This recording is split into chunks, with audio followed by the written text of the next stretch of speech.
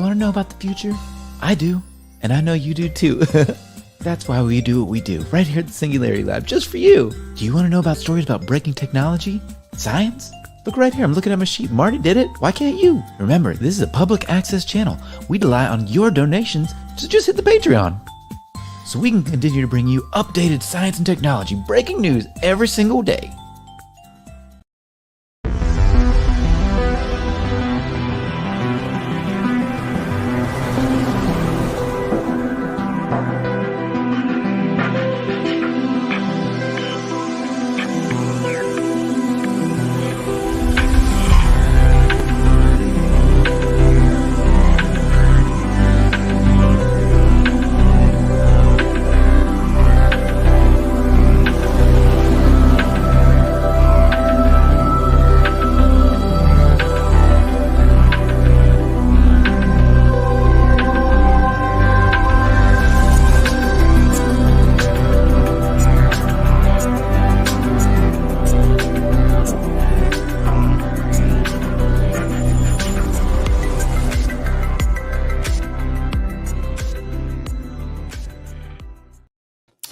Ladies and gentlemen, welcome to another edition of the Singularity Lab. We've got an amazing show for you today. We got Tom Rogan coming at us. We got John Greenewald. It's going to be a heck of a show. Lou, how you doing? I'm doing good. A little tired, getting through there. You know what I just realized? I was looking at your post on Twitter. I'm like, oh yeah, Greenwald's going to be here. Well, we've been talking about it for a couple of days. Like, we needed to get to his article, and then I was like, You know what? Let me see if he's around today. We got an early show. Let's see if he wants to pop in. And he said yes, and I said you're the man, and here we are. Nice, dude. Good stuff. Kristen, how are you doing? Survived Costco. Survived Costco. Well done. Well played. Good for you. That's I know. You know what? I have a Costco card and I just don't use it because I'm like, do I want to go to Costco for a case of shampoo? Right. You almost never want to go to Costco. And then when the pandemic started, I got Instacart, and now more often than not, I will have the Instacart because I just don't want to deal with those crowds. I can't understand why people go into a big store and just wander around. I'm like, don't you have things that you have to buy? Exercise. Old people like to exercise in Costco. It's like the new mall. Well, it is. I mean, there is something about it where even if you go in for one thing, you end up in, some crazy aisle. And then before you know it, you've got $400 worth of groceries. And you're like, what happened? And like a 67-inch Samsung television. 4,000-inch Samsung television. I have literally seen children riding the display bicycles around Costco before. I love the massage chairs. That's where I'm usually hanging out. Like, let me just sit in this chair while everybody else does their shopping. So we got Tom Rogan joining us in a couple minutes. But before we do that, let's start the show. For those of you who are new to the Singularity Lab, make sure you click that subscribe button and click the bell right now so you know whenever we go live. Today we went live early, and we're set up to take care of our UK folks who rarely ever get to join in early. So it's great to see you guys, or join in live, I should say. And when we're thinking about technology, when we're thinking about UAP, when we're thinking about the futurism, it's a good idea to start with first principles. And in order to get to first principles, we need to get rid of our cognitive bias and logical fallacies. So I'm going to pull a card here of those logical fallacies. Today's fallacy is the Texas sharpshooter. The Texas sharpshooter. Texas sharpshooter. Explain. Yeah, I will. I have no idea what it is. So. I thought, because when I think of Texas shooter, I think of like the college. Wasn't that in Texas? The Kent State. Oh yeah. Was that in Texas? Is Kent State in Texas? I think it may be a different, but I'm not sure. I think it's a different state. Yeah, I don't know. That wasn't my area. Chatterverse can tell us. Yeah. So the Texas sharpshooter logical fallacy is cherry picking data clusters to suit an argument or finding a pattern to fit a presumption. Humans are great at finding patterns. We love to put things together. For example, the makers of Sugarette candy drinks point to research showing that that of the 5 countries where Sugarette drinks sell the most units, 3 of them are in the top 10 healthiest countries on earth. Therefore, Sugarette drinks are healthy. Interesting. Kind of like back in the day, how doctors would tell you, yeah, just try some cigarettes. Well, like, that's a good one because, like, in France, everyone smokes and they're the healthiest. So you'd be like, well, in France, they smoke and they're they the eat healthiest. meat. They eat meat and butter all day. Yeah, well, what they don't eat is freaking McDonald's is what they don't eat. Yeah, there's no fast food or corn, like processed stuff, I feel like, over there. And like Europe has like 28 food additives on the list of stuff that's illegal to use there, and we use it. So 20. When you say 28, how many are there? Are there more than 28? probably it varies from country to country. I think Australia might have the most that they don't allow. Must be but the. I know I was there's, gonna say must be all that formaldehyde, Vegemite. like stuff in like Fireball and yeah. Yummy. Oh no, I love not for- formaldehyde. formaldehyde. Antifreeze. It's similar to antifreeze. Right. Yeah. All right. I was talking to Tom backstage here, and I have no idea what you guys are talking about, antifreeze. So we're just gonna Stuff in food is what we were talking about. Like stuff that anyway. All right. So without further ado, we've got an amazing show for you today. We got Tom Rogan for the first hour. We got John Greenewald for the second hour. For those of you who aren't familiar with Tom Rogan, he's a foreign policy national security writer for the Washington Examiner. He holds a Bachelor of Arts in War Studies from King's College London, a Master of Science in Middle East Politics from SOAS, and a Graduate Diploma in Law from the University of Law in London. This dude knows what he's talking about. He's written for the Washington Post, The Independent, The Atlantic, National Review, Telegraph, and The Guardian. Ladies and gentlemen, without further ado, Tom Rogan. Well, Tom, you hear us okay? Uh-oh. He's a little choppy. A little choppy. I'm not See? sure he can. Hello, Tom. Can you hear us? Ground control to Major Tom. I wonder how many times he gets that on live interviews. Oh, there you can hear us. Can Is you he hear with us? us? Are you with us, Tom? I can hear you now. Yeah. Excellent. Ground Beautiful. control to Major Tom. The line worked. It worked. Sorry about that. Yeah, I'm in the office. it's okay. I don't know why the internet should be working better, but anyway. Well, here it seems to be good now. First world You're problems, so. Yeah, you're coming in much better. It's a live show. We experience this all the time, so don't sweat it at all. Well, it's great to have you, Tom. Thank you so much for joining us today. Thanks for having me. Yeah, absolutely. So let's kind of dive right in. You focus on Middle East studies. You focus on national security. You also have been reporting on this UAP topic. You did a huge piece back with Tim McMillan for the Debrief a while back.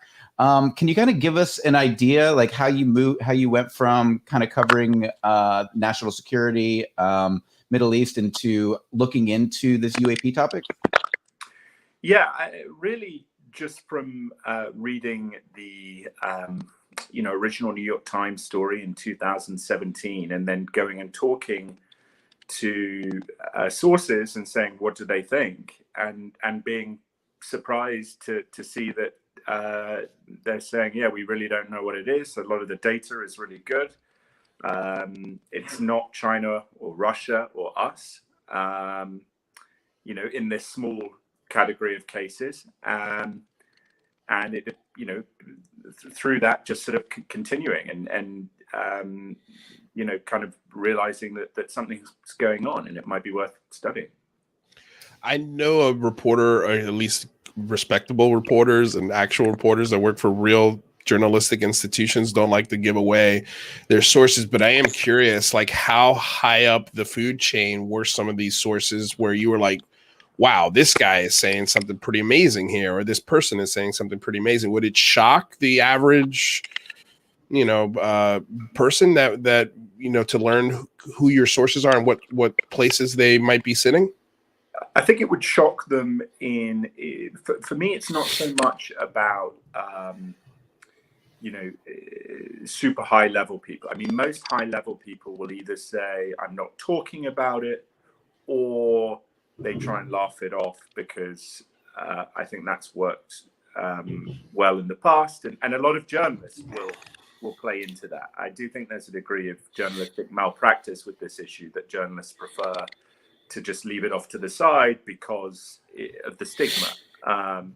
But what I think people might be shocked by is the degree of which people working on very privileged, sensitive areas of the national security apparatus, in the military, in the intelligence community, who don't know each other, have insights into this topic because of their own work. And to use an example, right, that we have a lot of stuff from the pilots and radar controllers, but we also have stuff from people working in relation to nuclear weapons, and people working on assessment of hypersonic vehicles, which are going to be the next generation of nuclear delivery platform. So there's a lot of different people in different areas of the government who have been able to access intelligence and have come to the conclusion they're very confident from what they've seen or from the briefings they've received, that this stuff is truly unconventional in that small percentile, which is not a weather balloon or a red team exercise, etc. Is there a specific case that hits you that keeps you interested in this topic? For me, having heard Fravor and Dietrich's Tic-Tac incident, that was something that made me go, wow. But I think that, a lot of folks will say, well, just because the U.S. says it's not theirs doesn't mean it's not theirs. What are your thoughts on that? Yeah, I think there's no one case that stands out. And one of the things that when you engage with this topic and start realizing that it has been going on, at least since the Second World War, there are a lot of just different, it's the cumulative impact of very good sources, data that has been written off as aberrant for decades, that, this sonar or radar return is showing a ghost image rather than capturing something, and sort of, you have to go down the rabbit hole a bit. But there's a lot of stuff out there that frankly has just been pushed to the side or ignored. There's also, I think, a lot of stuff that deserves more scrutiny and caution that perhaps is sometimes given. What do you think deserves more scrutiny? Well, Stephen Greer, Bob Lazar, I think there's an importance on, journalists to be sure that they're not blurring the lines of, the what they want to believe and what they can show. And one of the things I just feel very comforted about, and the criticism of me probably would be that, why don't you, there are things I really do believe and I think will be borne out to be true, but you've got to do the due diligence of having, multiple sources that don't have a shared vested interest. Right. Because I think as well that the idea of wanting more disclosure on this topic is something we should all want to unify around. And if you jump over your skis, especially in, I think, conventional media, it will have a deterrent effect on other journalists pursuing it, and it clearly will be a credibility deficit. Right, man. That kind of makes me think of a question, like, how do we? It's a very fine line for us in the community that host shows like this, because if we say something disparaging about somebody or question somebody that has been known to be a rock solid source, for example, George Knapp, everybody holds this man in high regards, which he should be, because he's been fighting for the issue. He's been sort of reporting on this way before it was a thing to do. And so from that aspect, I think he deserves a lot of credit and respect. But at the same time, I think to myself, like, well, isn't he allowed to get some things wrong? Isn't he allowed to make corrections and just say, hey, look, I messed this one up? And I was curious, how often does that happen to you, where you put out a story that, you know, you vetted the sources, the publisher went through it, everybody's crossed the I's and dotted the T's, but then say 6 months or a year down the road, a development changes or a new detail comes in that makes that story not 100% accurate, but changes sort of the feel of it. Does that happen to you? And when it does, like, how do you deal with that? You know, I'm fortunate enough that I don't think that's happened exactly. I mean, there are certainly things that, you know, that I've written that I could imagine I might. I did a big piece on these radio frequency incidents, the Havana syndrome. Right. And, you know, some of the details in there, you know, maybe, you know, when the full story is told, will turn out to be not quite on the mark. And I'll have to go and you know, I think I'd probably write a follow-up piece and say, here's what I got wrong. But you know, in the intelligence world, you are dealing with, you know, difficult questions of, you know, there's also the human element that sometimes we underplay of, you know, he said, she said, and people have egos, and you know, what they think happened and believe it happened might not actually be, you know, two people can come out of the same meeting with different recollections of it. And Right. so trying to decode that. But I also think, you know, and you're absolutely, I agree with you on George Knapp, right? That he was doing this long before I was. He's done a lot of great reporting that I think has stood up. And clearly, you know, there's a disagreement on Lazar. But it's, you know, I welcome the debate. And look, you know, I'm sure there would be people that would have issues with some of my, you know, reporting in certain ways or presentation of things. And so I think it's just about being willing to have a thick skin and engage in an honest, you know, dialogue. I think one of the biggest challenges is there's such a bubble around this issue, and so many folks outside of the mainstream don't touch it. And there can be this sort of game of telephone in between people who are covering it. You know, shows like ours, we're always talking to a lot of people with inside this bubble, and people hear and latch onto certain things and maybe take those as truth and then add it to another piece of the puzzle, which they think is true. And all of a sudden they've got this worldview that may not be accurate. And, you know, I think it's very challenging to get clarity around this issue because it's so difficult to kind of pin down.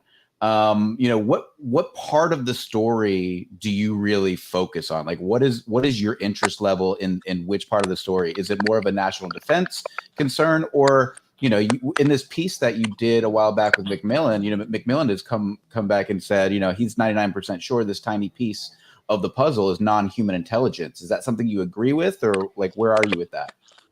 Yeah, no, I do agree with that.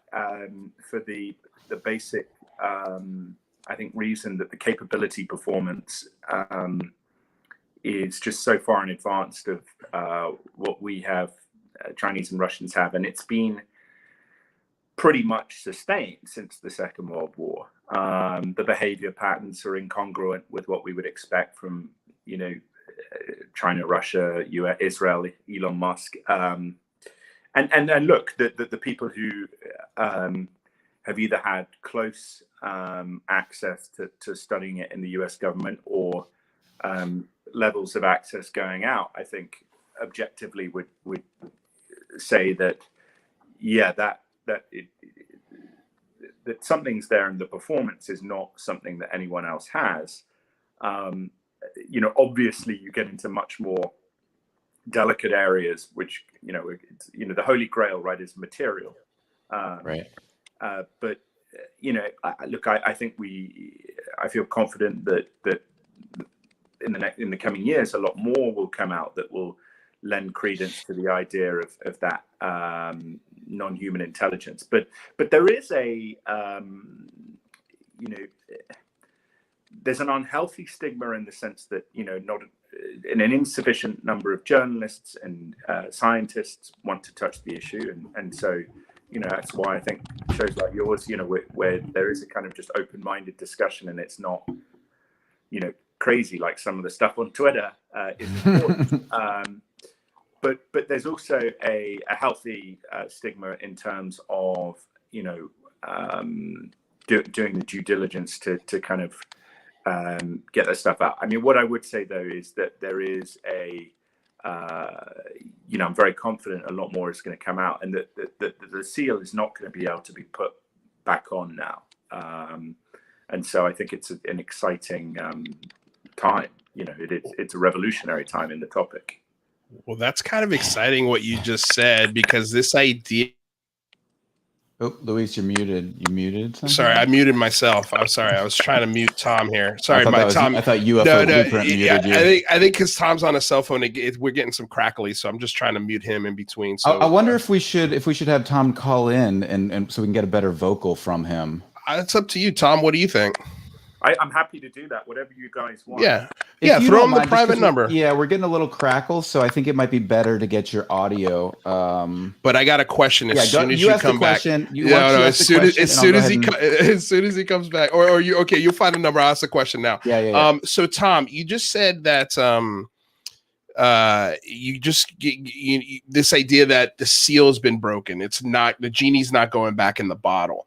But there's this fear within the community, especially the veterans, the researchers that have been looking into this for 40, 50, 60 years, have really done the history work. And they are so afraid that that's exactly what's going to happen. This genie's going to be put back in the bottle. The story is going to go away. And then that we're going to be, basically thrown back into the dark ages with this topic. So if you want to answer that question real quick, and then we'll have you call. I emailed him his phone number.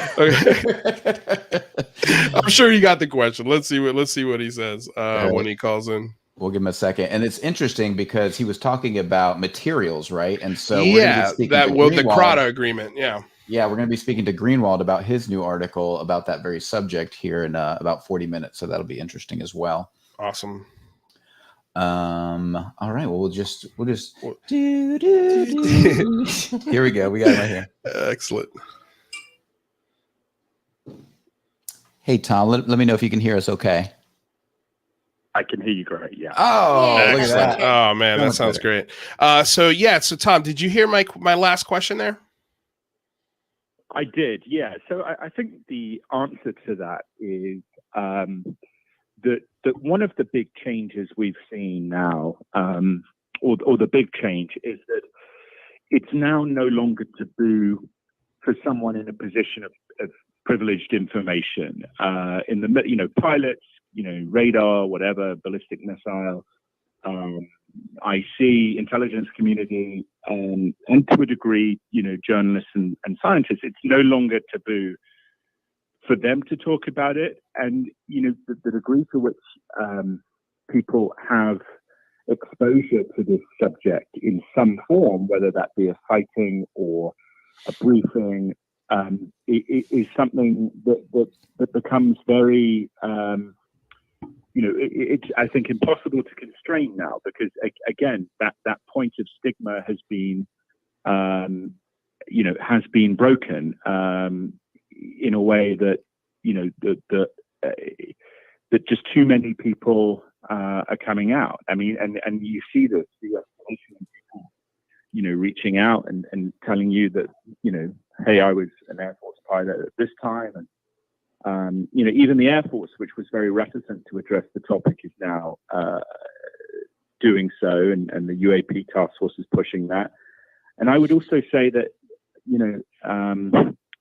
on the intelligence community side, there is a willingness to broach the topic in a way that there wasn't before, and that there are other elements of the government are moving, to support the Navy, which really has the lead in trying to figure this stuff out.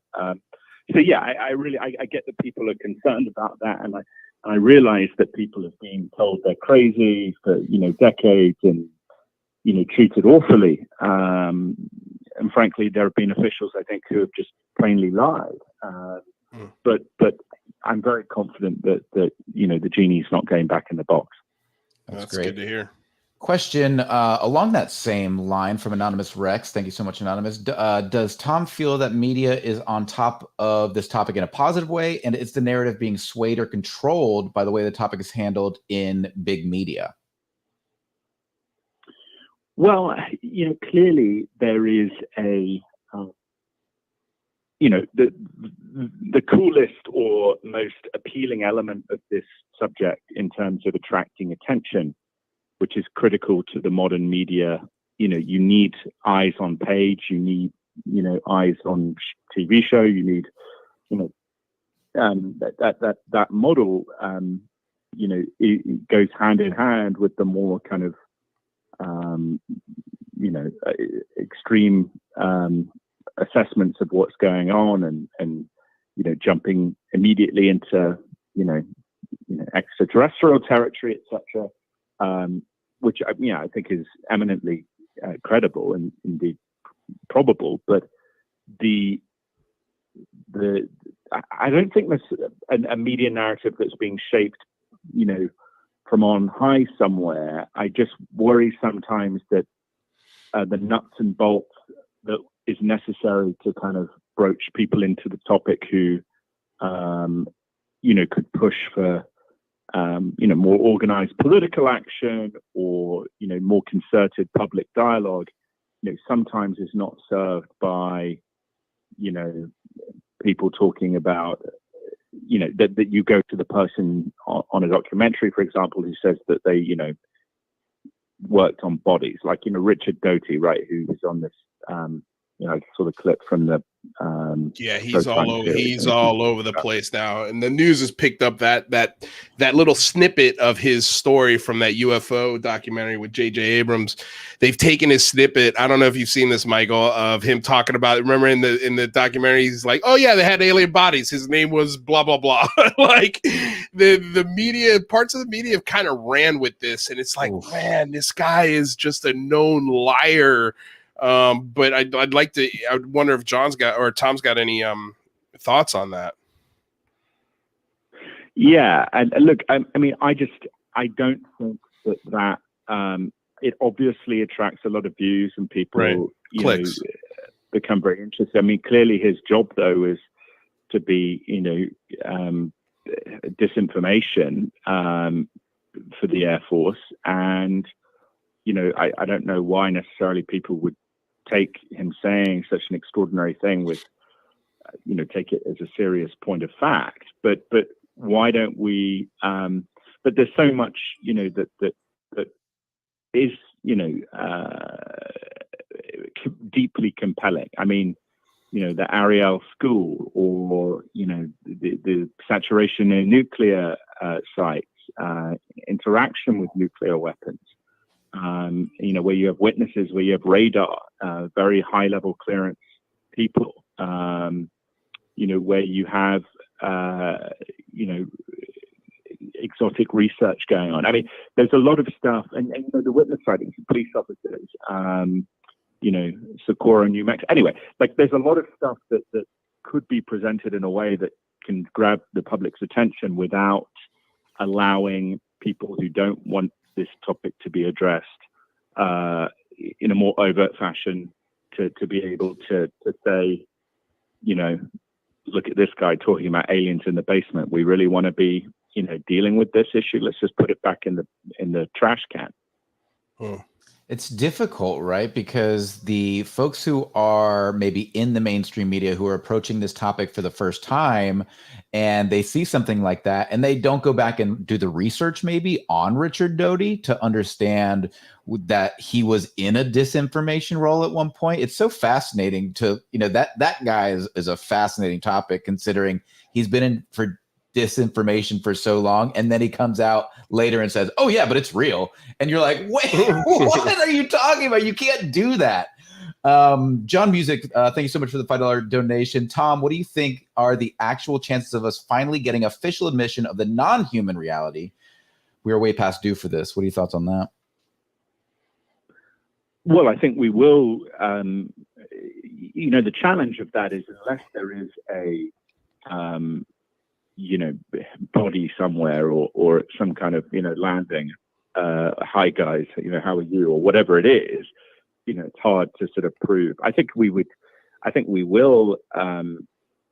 get, I wouldn't think it's going to be, at least probably for a decade, but I think we will get a intelligence community assessment at some point saying at least a portion of these, right, the really extraordinary portion, in the way that the DNI report put into the other bin, that stuff, there's high confidence that it is not, that it is machinery, that it is intelligently controlled, and that it is not operated by a known, Earth entity in the political entity form of, a corporate entity or a nation state actor. I think that ultimately is very likely, because ultimately the people who've worked on this and the people who study it from a position of knowing, what the Russians and Chinese and what we have at Area 51 are kind of already there. That's the really, it's people don't want to go on the record saying that because the stigma is still there. But again, this is what I always say, that why does someone like Marco Rubio, who has presidential aspirations, want to push this? It's not because, he thinks he's going to end up being a laughing stock. I think it's because he thinks when more comes out, people will say He'll look like it's outrageous that more of the US government didn't tell us more sooner, and indeed told us that we were crazy. And so there's a political, basic, human political factor here that tells you a lot, I think, in terms of how this subject has evolved. Why is the Defense Department doing its Inspector General report and really being pretty robust on that? Why is the intelligence community, really making a more coordinated effort through DNI to address the issue? And I think in the near term, we will see a lot more in terms of, the budget and resourcing put to this issue has increased. I think people should not be, people should be optimistic that we are really in quite a revolutionary period in this subject. What do you make of guys like Mitt Romney who come out and do an interview and they say, well, what do you think about this UAPTF? And he says, well, it's not ours. It's not theirs. This is extraordinary. It's thousands of years ahead of us, but we've got real problems to deal with. We shouldn't focus on it. What do you make of that? Well, I think there you see the flip side, right? And there are issues of religious complexity that might be borne out by this subject, right? That for some, some people it is not something they want to touch. Certainly that in the Air Force, one issue with certain Air Force officers over periods of decades really believing that it was touching onto dangerous theological territory and should be left alone. But look, the basic point is that he's saying with high confidence it's not ours. Yeah. And it's not theirs. Well, because they have very good imagery. So that's, photos, videos that is far better than what's been publicly released, and far more of it. Have you had eyes on that stuff by chance, Tom? I'm sorry? Have you had eyes on any of that stuff? The better stuff? I've had, let's just say I've had conversations with a range of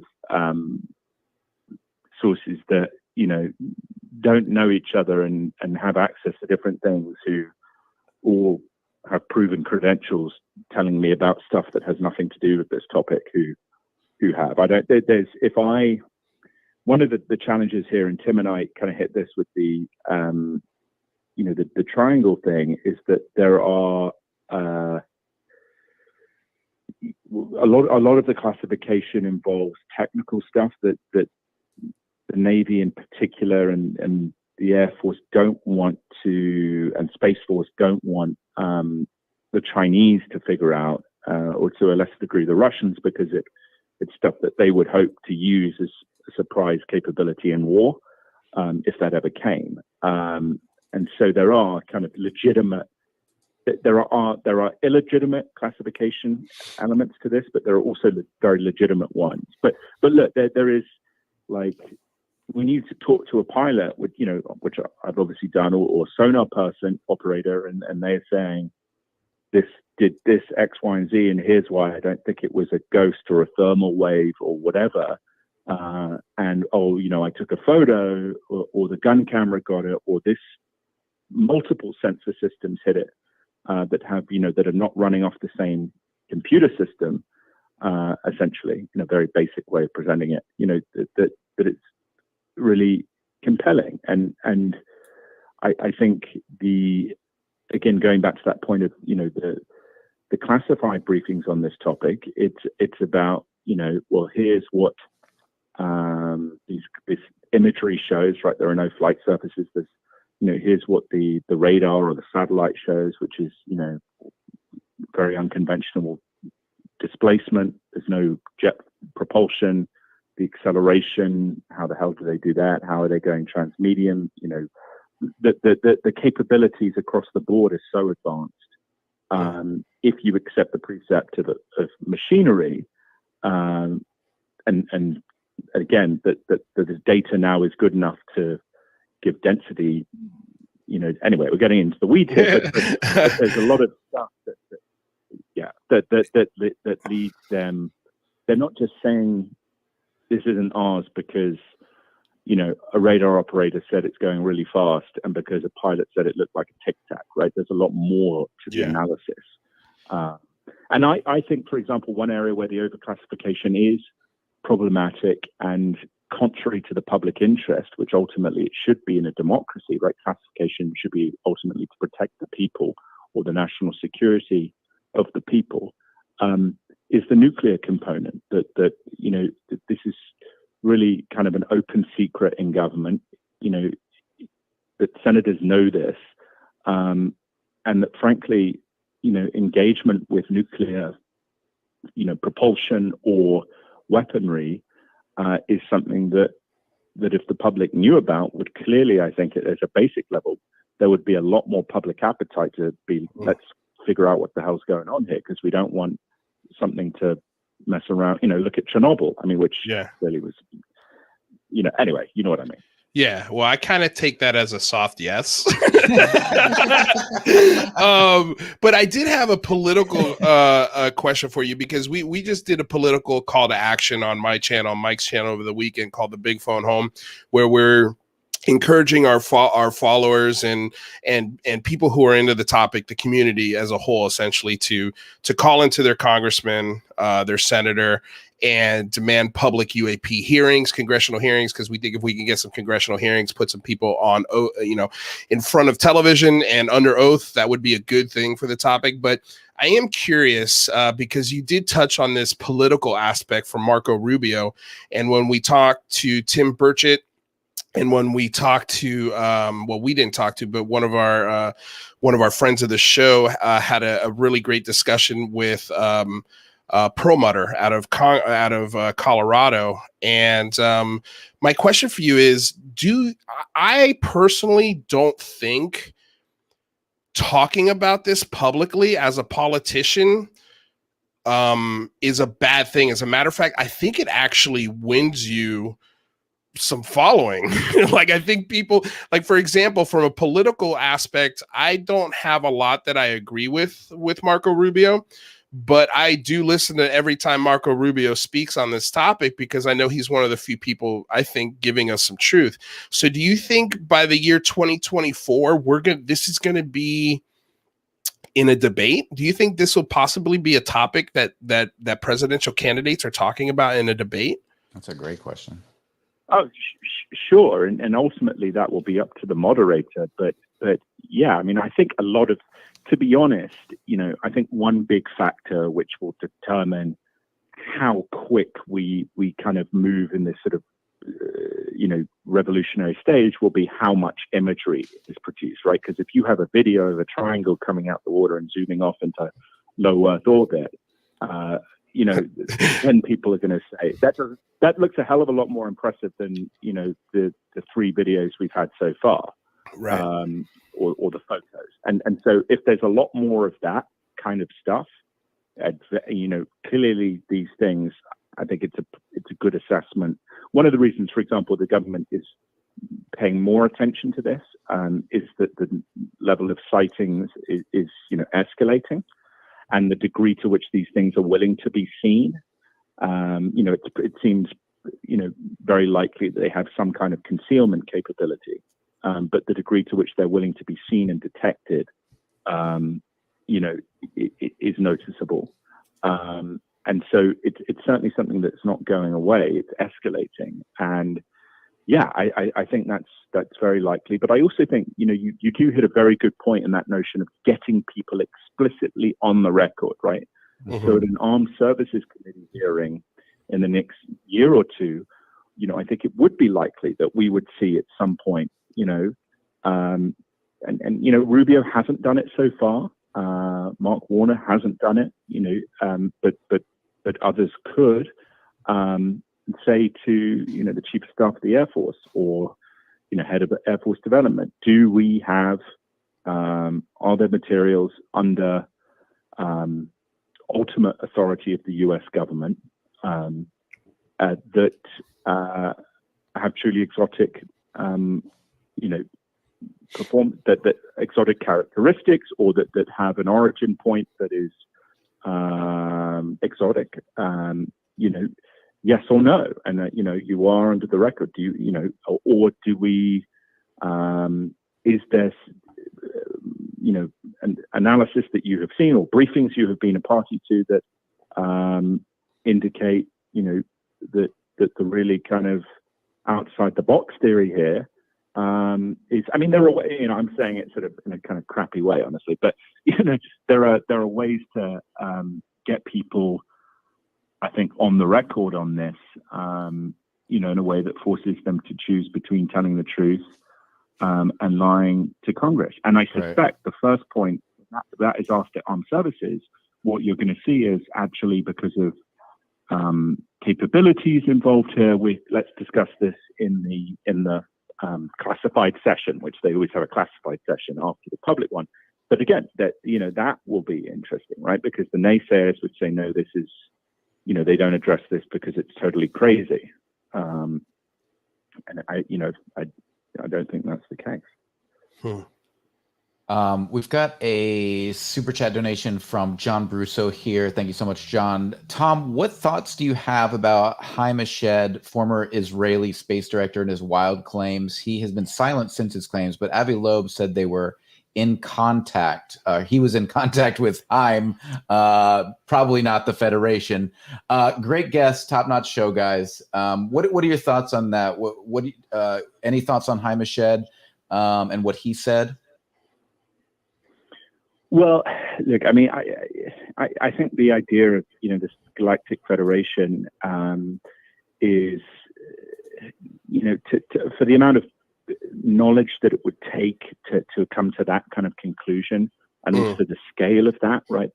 That's the thing I think would be very difficult to keep secret. Right.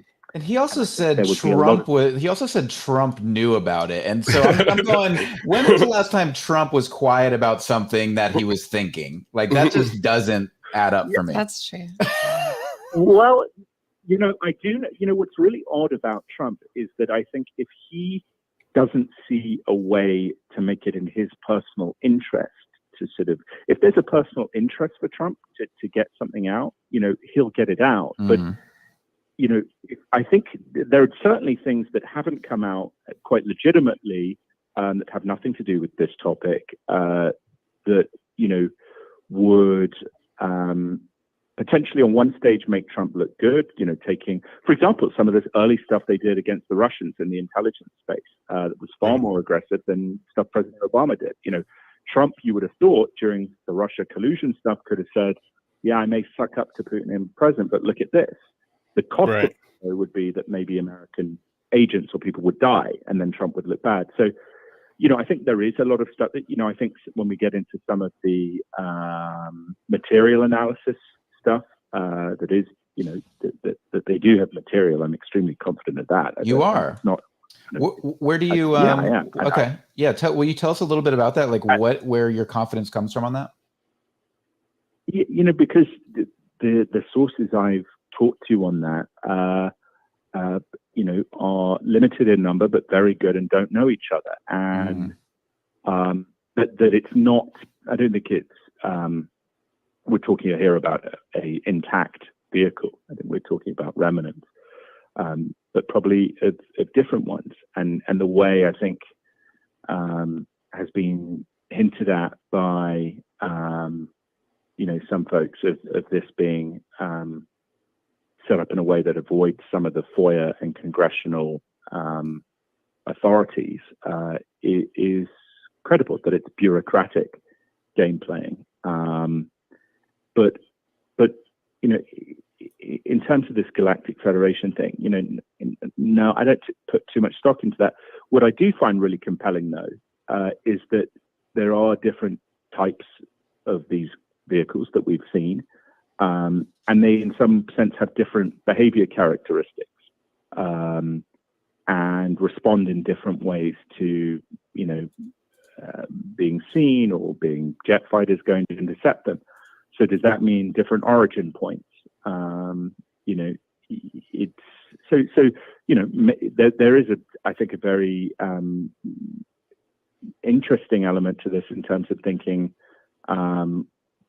we might not just be dealing with one thing here, probably aren't.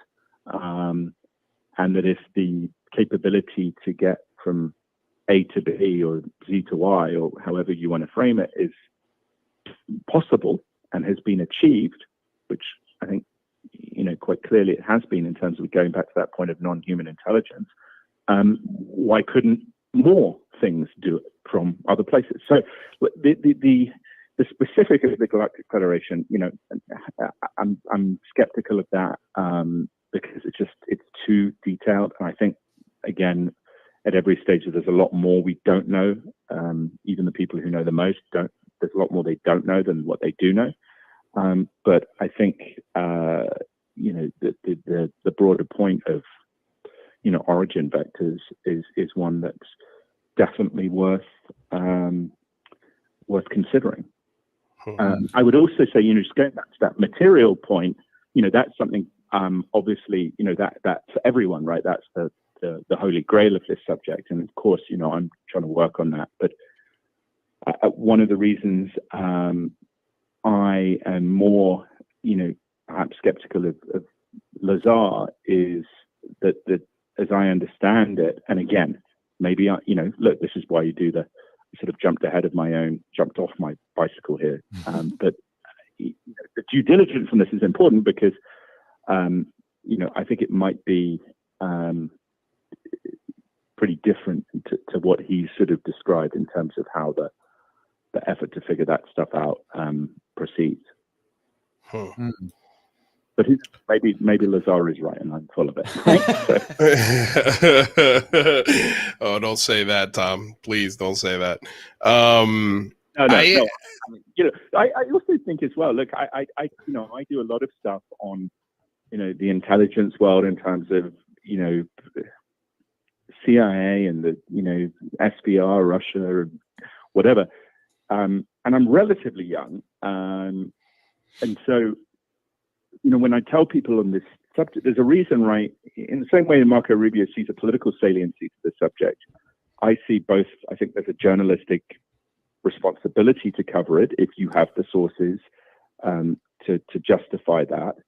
And again, these sources, by the way, with a couple of exceptions, are people who really don't, at least in the offset, did not have a close, they're government or military people, but they're not people who were specifically engaged with this, right? That it's sort of enveloped outside of that. And I would not be doing this interview or writing about this or covering this if I didn't think it would do, if it wasn't important, yes, but also if I thought this was going to blow up my credibility and already, right, that it does bear a cost to write about it. You know, you journalists do raise their eyebrows a bit. I mean, there was a thing I was at recently with some very, you know, high-profile journalists, and you know, it was an off-the-record thing, so I can't really go into it more than that. It wasn't actually to do with the subject, but I brought up this subject. And, just one question: were you guys in robes and in like a dungeon? That was a joke. That was the climax of the event. But you know, they laughed because there is this kind of casual and I think slightly pathetic, honestly, temptation to present this as something that really the data's not there and the witnesses might be confused, probably are confused. And that's just not the case. And I'm extremely confident this will, you know, develop my career and make me over time a more successful journalist. You know, this is not, again, it goes back to that point. If you have the sources, but that's what gives me confidence, right? That these are not people that are, you know, we're not talking here about, you know, and I think he's great, and you know, I've met him, I've talked to him, and he has a lot of obviously insight. But you know, I'm not just talking here about Lou Elizondo, and you know, one of the discussions he and I have had, actually, I don't think he'd mind me saying this, is that, you know, I appreciate, you know, you get it because you've talked to other people, you know, and I think he, you know, and Chris Mellon, but you know, that's why. Well, let me put it this way: I suspect at a future point, Lou Elizondo is probably going to get the Medal of Freedom because he'll have to, because he did break the dam on this to a degree. Wow. There are a lot more people like him who are behind the scenes who, you know, he knows that you know, it's to. So it's not just him though. I don't want people to think, oh, you know, some of the criticism I think, you know, could be that maybe Tom Rogan is just talking to, you know, mind melding with Tim McMillan or talking to Lou Elizondo, and that's just not the case. I think, you know, and again, time will prove that, but you know, all I can say is that it's not the case. Yeah, it's always tough, right? Because you're working a story and you're trying to dig as deeply as possible, and then you've got sources. You can't be outing your sources, and then people say, "Well, you know, secret sources, shocker." It's a challenge, but I think the cumulative effect of the reporting, I think, is what will bear fruit in the long term when the truth and the data continues to trickle out. John Russell says, with a $10 donation, thank you so much, John. We need to make the government dance to our disclosure tune. That's what we're attempting to do with the Big Phone Home and really push folks to get more information out of this. I'm curious, Tom. Bill Nelson at NASA has been talking. He did an interview on PBS a few days ago. Did you happen to catch any of that or have any thoughts on that? I didn't get the explicit one. I know he said before that he thinks there's a, you know, it's very possible it's ET, I think, right? Yeah, that's about it. He said he doesn't know. He doesn't know. He can't. But when he's spoken to the pilots. When he was a senator, he had been briefed on the issue. So he came into NASA with that knowledge and that preface, and now he's at NASA, and all of these other things started going on, and so I think he's made it sort of a point of interest for NASA, not its main mission, but definitely it's on the radar now. Yes, and look, I think you know, I mentioned earlier, right, that point of concealment. You know, that is, and again, a lot of this, right, as well, is that, you know, we want to be able to replicate these capabilities, but I think there's a concealment point that does, you know, exist in kind of areas where, from this stuff where NASA has been operating, you know, which has made it perhaps easier for them to sort of push it off into as a silly point. But one big thing, and you know, we sort of begin to touch the surface of this because of John Ratcliffe, actually the former DNI, saying this, you know, is the satellites, right? The ballistic missile satellites, especially the latest generation of satellite sensors, catching this stuff moving across vast distances, in altitudes, that you're not expecting to see aircraft, and being measured doing these things, and then being caught on other sensor systems not related to the satellites. When that starts happening, and we're really talking just extraordinary speeds, with an element of concealment, and clearly, Space Force, satellites are in space. That something really is, this is not the Chinese, right? Or the Chinese and Russian and American hypersonic glide vehicles are still using jet propulsion, essentially, right? That to some degree, and so it's just so far outside the range of that stuff. That when you look at it, you think, what expletive is this? I've got a foreign policy question.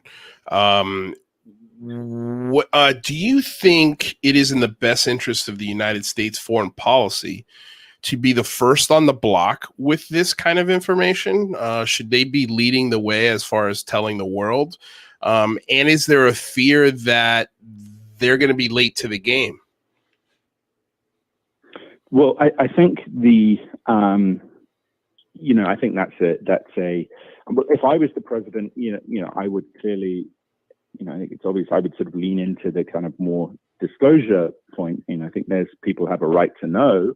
You want to puncture some of the stigma, but there is also, one reason as well that this is going to resource up, and the Chinese and the Russians really, the Russians have been doing it for a long, long time, very aggressively. Losing jets, trying to shoot them down in the Cold War. But and I have that not simply from the British Ministry of Defense report that was declassified, but the Chinese now as well. South China Morning Post did a great piece on the Chinese using AI to try and figure this out. And again, with them, there is the predictable nuclear connection. And so there's, the big three countries, as it were, in terms of that military space, are trying to figure it out, because they don't want the other one to figure it out. But on that disclosure front, there's no way I think the Chinese and Russians would disclose it, because they don't want us to know what they know. Right. I did ask, actually, I don't know. I need to check if it's off the record or not, but I'll bring it up next time. It's not terribly exciting, but okay. It pertains to how much discussion world leaders have had about this issue behind the scenes. Ooh, that's interesting. So, yeah, that is interesting. I'm very curious, and it doesn't seem like, as much as we hate to say it, doesn't seem like there's any advantage for the U.S. disclosing any of this information other than treating the people, the democracy, with respect. Well, I think look, if you just, I don't know how Tom feels about the Afghan war, but for me, it was a 20-year lie as to why we were there, and it was a mess, and it cost billions, and not only that, but it cost a lot of lives. I think if you come out and you publicly say, yep, there's something to this, and admit to the world that this is going on, that might buy you some rope to maybe start another another war somewhere in the Middle East, or intervene in maybe some place that people would have gotten upset with at first, but now that you give them the UFO disclosure, you know what I mean? It's almost like you're doing one thing over here. It's like a magician. You're giving them all the fun candy right here, and at the same time, you're doing something a little nefarious. Yeah, I mean, hopefully we've learned our lesson at this point, but I doubt it. There's no way. There's no way. I mean, Tom, what do you think? Have we learned our lesson from these endless wars?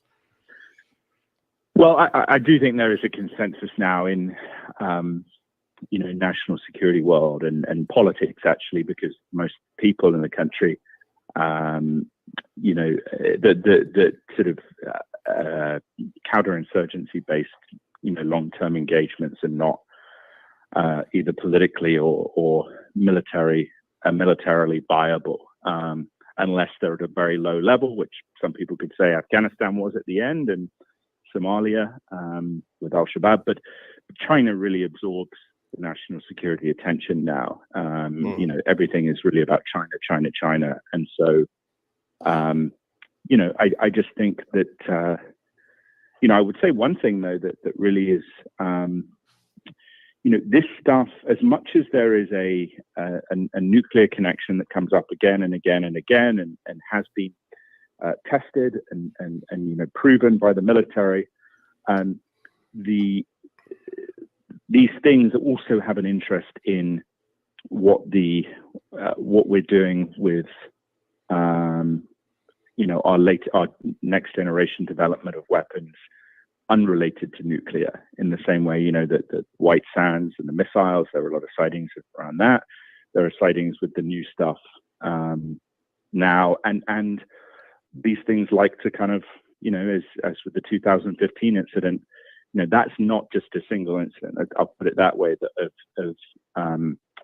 You know, and the reason I'm holding back on this is not because I'm trying to cover something up, or it's just because I need more details to kind of, I need to do the corroboration that I talked about earlier. But I've spoken to enough people who say, yeah, we were doing this in this location, not in the United States, and this thing came around and seemed to be pretty happy to be seen by us for a prolonged period, and perhaps, you know, recorded by us as well. So it goes back to that point of this stuff escalating and being global. You know, one thing that people always say to me is, why is this just in the US? Well, it's not. I think there is a particular interest in the US because of the superpower status and the high technology status, but it definitely is happening, you know, in around the world. It just tends to, you know, have focal points, you know, with high technology, military, nuclear, etc., that delineate, you know, probability of it occurring. Last question. I know you gotta, we're pushing up against the hour here. Just had a quick question in regard to UAVs and the China national security concerns from the United States. What role do you think UAVs, drones have in this conversation about UAPs pushing its way to the forefront in policy and national security? Well, UAPs, going back to what I just said, seem to have an interest in UAVs. That's a nice little sort of teaser there. But look, you know, I mean, the UAV utility is that you can do, you can potentially fight your enemy with lower risk to your people, and, you know, drone swarms, launching drone attacks from a submarine, right? You know, kind of, then you don't need the aircraft carrier, which is a much bigger target. So it is a big focus, huge focus of research, both by the US and China, and the Russians sort of following up from behind. So yeah, I mean, unmanned stuff, the ability that I would say the benefit for people like ourselves who want more to come out on this subject is that if you're trying to detect stealth UAVs that are very small and you know, have unconventional characteristics, stealth coating, etc., or, you know, have transmedium travel eventually, you know, you're going to want to build detection systems that are really you know, boutique and capable. And so a lot of money is pouring into that. And as you would imagine, those detection systems might detect other things as well. So the detection point increases. But again, I do think this is a really important thing. And, you know, I know, I don't know if he did, but, you know, Tim McMillan had a piece on this, but it is certainly true. And it does worry people a bit, that these things are being seen more often. You know, there's an escalation, and that is not simply down to our better technologies in detecting them. That's part of it, but it's not. It's definitely not all of it. Right. Hey, Tom, before you go, can I ask just one speculative question before he leaves? Sure. If you got time. Just know we got John Greenewald in the back. We got Greenewald in the back room. I know. I'm sorry, John. I am curious to know, just speculative question. When do you think this conversation will be around every water cooler in this country, or maybe even around the world? Like, when does this go mainstream, you think? I mean, it could be, a month from now. I think that's unlikely. I think it probably will be, let's say 10 years. But I definitely think in our lifetimes. Okay. And, John is going to be a great guest to follow up with, because he's, the trailblazer. He's done work he's done in terms of Foia stuff. And God bless him, because I'm learning just the amount, how the best Air Force Special Investigations, that, we didn't get your email, we lost it. Just doing everything they can in the bureaucratic. And so, anyway, but yes, we are in a revolutionary period. Awesome, man. That's fun to hear. If folks want to follow you, follow your work, Tom, maybe follow you on social media, how might they do that? Tom R. Tweets is probably the best place. And then my homepage where I put all my articles is tomroganthinks.com. Very original title for but appreciate it, guys. Great talking to you all. We really appreciate it. And I hope you'll come back soon. I know you're a busy man, but it was great to get your insight on this. And anytime you wanna come back, you are more than welcome. I always thought when I first. I'll figure out. Oh, sorry. Say it again. I'll figure out my video next time. Perfect.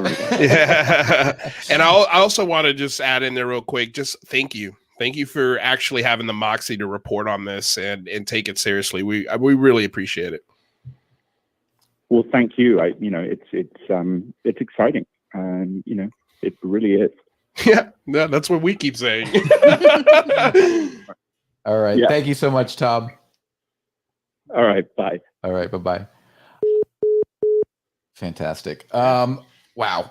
Okay. He said a lot of stuff there. Yeah. No, it's great. It's great. And I think he's digging into this. So this is not this is not a one-off article that you're going to see coming from Tom Rogan. He's reporting on this. I can't wait to hear what John Greenewald has to say after the interview, but let's hear right after this quick message. Do you want to know about the future? I do. And I know you do too.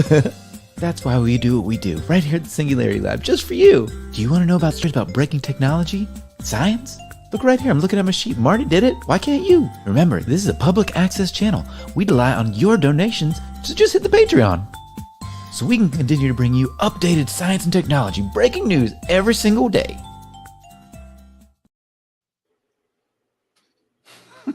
Love that. All right, so we've got the Patreon link is in the description. So if you want to support the channel, that's all you got to do. Also, make sure you click the like button and subscribe. Click the bell so you know whenever we go live. Also, make sure you check out UCR. If you're not subscribed to the Unidentified Celebrity Review, we go there live Monday, Wednesday, and Friday. I'm thrilled today. We've got an amazing gentleman for you all. John Greenewald Jr. is the creator of the Black Vault. John has filed over 10,000 Foia requests and has published over 2 million pages online for review on the UAP phenomenon and related subjects. Ladies and gentlemen, without further ado, the one, the only, John Greenewald. Hey, it's good to be here. Thank you, guys. Yeah, man. I love that John Greenewald is here almost every week now. Like, why did we do this? Nah, you know what? You guys are a lot of fun and have so much passion behind what you do, and I really respect that. So whenever I can help, I'm there for you. We appreciate it so much. And so we've also got a couple of panelists who are going to be joining us as well. We've got Daniel Miller. He's an actor based out of Los Angeles. Lover of all things space and science. Curiosity has now led up to the UAP topic and how it relates to the U.S. government and scientific community. Ladies and gentlemen, Daniel Miller. Hello. What's up? Good looking. It's just chilling, another day in LA. Michael, I love your voice during that video. It's very gentle. Marty did it. Why can't you? For me, ladies and gentlemen, Aaron Disario is a science technology enthusiast and currently works as a staff software engineer at Google, working on photos for iOS. He previously worked on LucasArts, Silicon Graphics, and Apple. Co-invented and received a patent for iPhoto and pioneer in digital photo organization. Good afternoon. Nice giggle there, Michael. and by the way, Daniel, we love you for your mind as well as your body. You speak for yourself, Disario. I'm afraid you only love me for my soul. Nope. All right. Don't have that fear. All right, so I'm super stoked because John Greenewald, you put out a pretty incredible article this last week, or sorry, 2 days ago, called "Army Confirms Testing UFO Debris Secrecy May Loom for Years About Results." Can you break this down for us? This is this is interesting. It's probably got to be my most controversial headline because I think there was a small group of people that gasped. That was the second most amazing gasp heard around the world. The first one was classic, by the way, but the second, simply because I didn't use the word alleged UFO debris. Right. Just to break it down for you, though, the reason why I was comfortable saying UFO debris is that's what this is all about. And I think that for a select few that became very noisy, I think they have a short memory span. The Army didn't shy away from the fact that this was UFO material. And that's how it was all collected. The Army never denied it. They don't endorse it, but they don't endorse anything. So in essence, to them, as it stood when they collected it under the CRADA from TTSA, it's UFO material. They can call it exotic material if they want. You can call it whatever you want. But that is the origin. That is the context of how it was given. Now, if it ends up to be a drive shaft from a Chevy, then okay, then we've got an answer. But the quick breakdown is simply this: we know that the CRADA agreement exists, so we can establish that. That was published in 2019.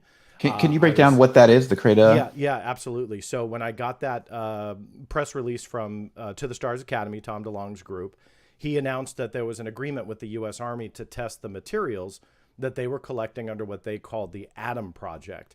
Now, in essence, the Atom Project was simply they were going around getting UFO/UAP debris, artifacts, material. They would label it metamaterials. That's why metamaterials became such a hot hit word.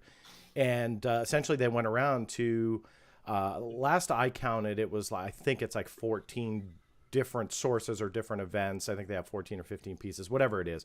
But it's about that many. The Luis Elizondo had a slide that showed those pieces. Well, the agreement was a non-money changing agreement between the United States Army and the To the Stars Academy. And the agreement was that To the Stars Academy would share test results on this material with the U.S. Army in exchange for the Army's expertise, laboratories, equipment, and so on and so forth. So essentially, TTSA was not paying money to the Army. The Army was not paying money to TTSA. They were going to mutually benefit each other by creating this agreement and doing the tests. Well, that obviously in 2019 created an uproar because TTSA was all about the fact that the government was hiding things from you. I mean, they had somebody that was, and I don't mean this in a derogatory way, but on the payroll that came out from the government, Luis Elizondo, who said, hey, I headed this program. We looked into UFOs. They're not telling you everything. I got upset and I left. And here I am telling you all about it. So they were all about that. But then now they've spent money, time. It was reported $30,000 at least, or $35,000 was paid for just one of those materials from Linda Moulton Howe. Vice News had published that story. So they're spending money for all this. And in turn, now they're going to turn it back over to the military and say, okay, guys, here you go. Can you tell us what it is? And so it was very, it was strange. Bizarre, it was a weird circle. Well, here we are a couple of years later, and I think everybody kind of forgot about that, or, nobody's really heard updates. The only update I could find was To the Stars saying COVID created an issue, that they couldn't do any testing. Well, I kept pushing the Army, and I pushed them through Foia in starting January of this year, and then also through the Public Affairs Office, and just asking for updates.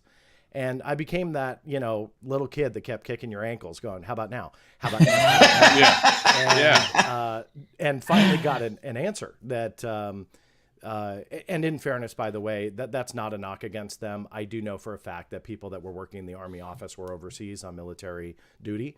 And I highly respect that. So that was not meant to be derogatory, but rather just making a joke that I just don't let things go. Right. And so I respect they must be so annoying. I can't even imagine the people who deal with your FOIA requests. I can't even imagine. You're like a dog on a bone, man. They just don't. Yeah, they just want me to go away, but ain't gonna happen. Yeah, it's not, and I think they realize that. So anyway, I finally got a statement, and I was amazed that Army admitted, yeah, we've done tests, but the question mark is what are the results? And from the side of the U.S. Army, they won't talk. They will not say what the results are, and simply because of this. At this point, it is intellectual property and proprietary on the side of To the Stars Academy because it's their material. So the United States government, despite sharing the equipment, from a legal sense, and it actually ties into the FOIA, which is exemption B4, it essentially will become a trade secret. So if TTSA says, whoa, wait a minute, we want to now exploit this technology and patent it, let's say it's not patented, and they do that. I'm not saying they are. That's why this exemption is there. If they did that, the U.S. Army can't turn around and give away all their secrets. So exemption B4 exists for that reason. So the Army says, we can't tell you, and we won't say anything until the end of the CRADA agreement, which is scheduled to go until towards the end of 2023. I reached out to the Stars Academy just to kind of button the story. I know you asked me one question, but here's the breakdown. No, good. Yeah, no, this is great. The To the Stars Academy, to my surprise, responded because for the last couple of years, they very rarely do so. And it was essentially my first response before I got confirmation from the Army was you need to look through our press releases, our website, and our SEC filings. They gave no anchor links or tips on what to look for. They just said, in order to answer the updates, you got to look through all of that. The reason why I'm saying that the way that I am is that's frustrating. When you're trying to get the full story, the amount of paperwork in SEC filings alone is insanity. But when you add in websites, press releases, then all of the different press release outlets that they distribute through, it was a nightmare. But I did it. I mean, I tried to look through. Dug up that TTSA told their investors, we haven't done anything. When the Army gave me the statement they did, I was like, well, this doesn't match up. But in fairness, the testing could have been yesterday for all I know. And the only evidence I found, I think, was from March with To the Stars.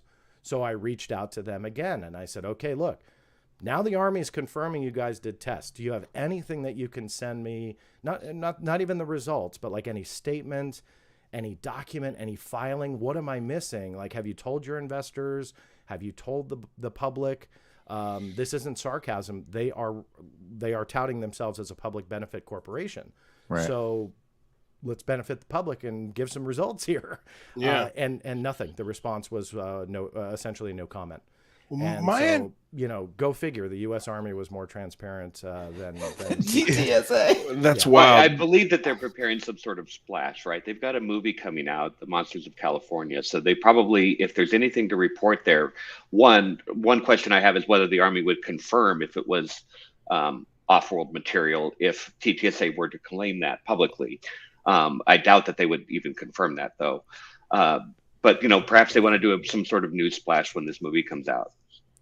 So you might be right. And I think that in itself will probably be a little bit controversial in the sense that, they collected all these investments and then essentially selling back the information, which, again, I'm not judging either way, but I think that in itself will cheapen a result if that's what it is. The phrasing off-world vehicle, the military, in my opinion, wouldn't give that in a report. That would be up to TTSA, and then we would just have to play it by ear on whether or not the Army likely wouldn't endorse it.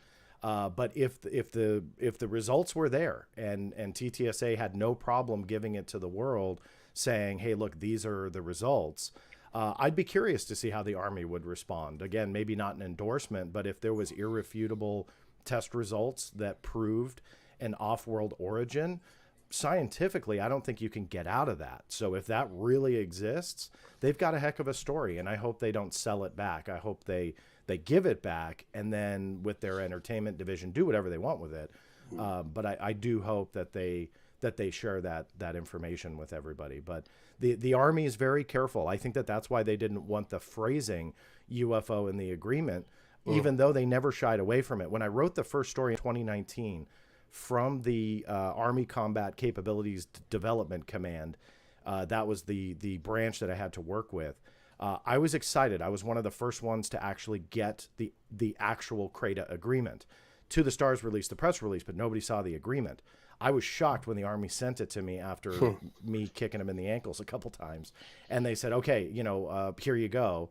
And I was floored, published it, and put it out there for the world to see.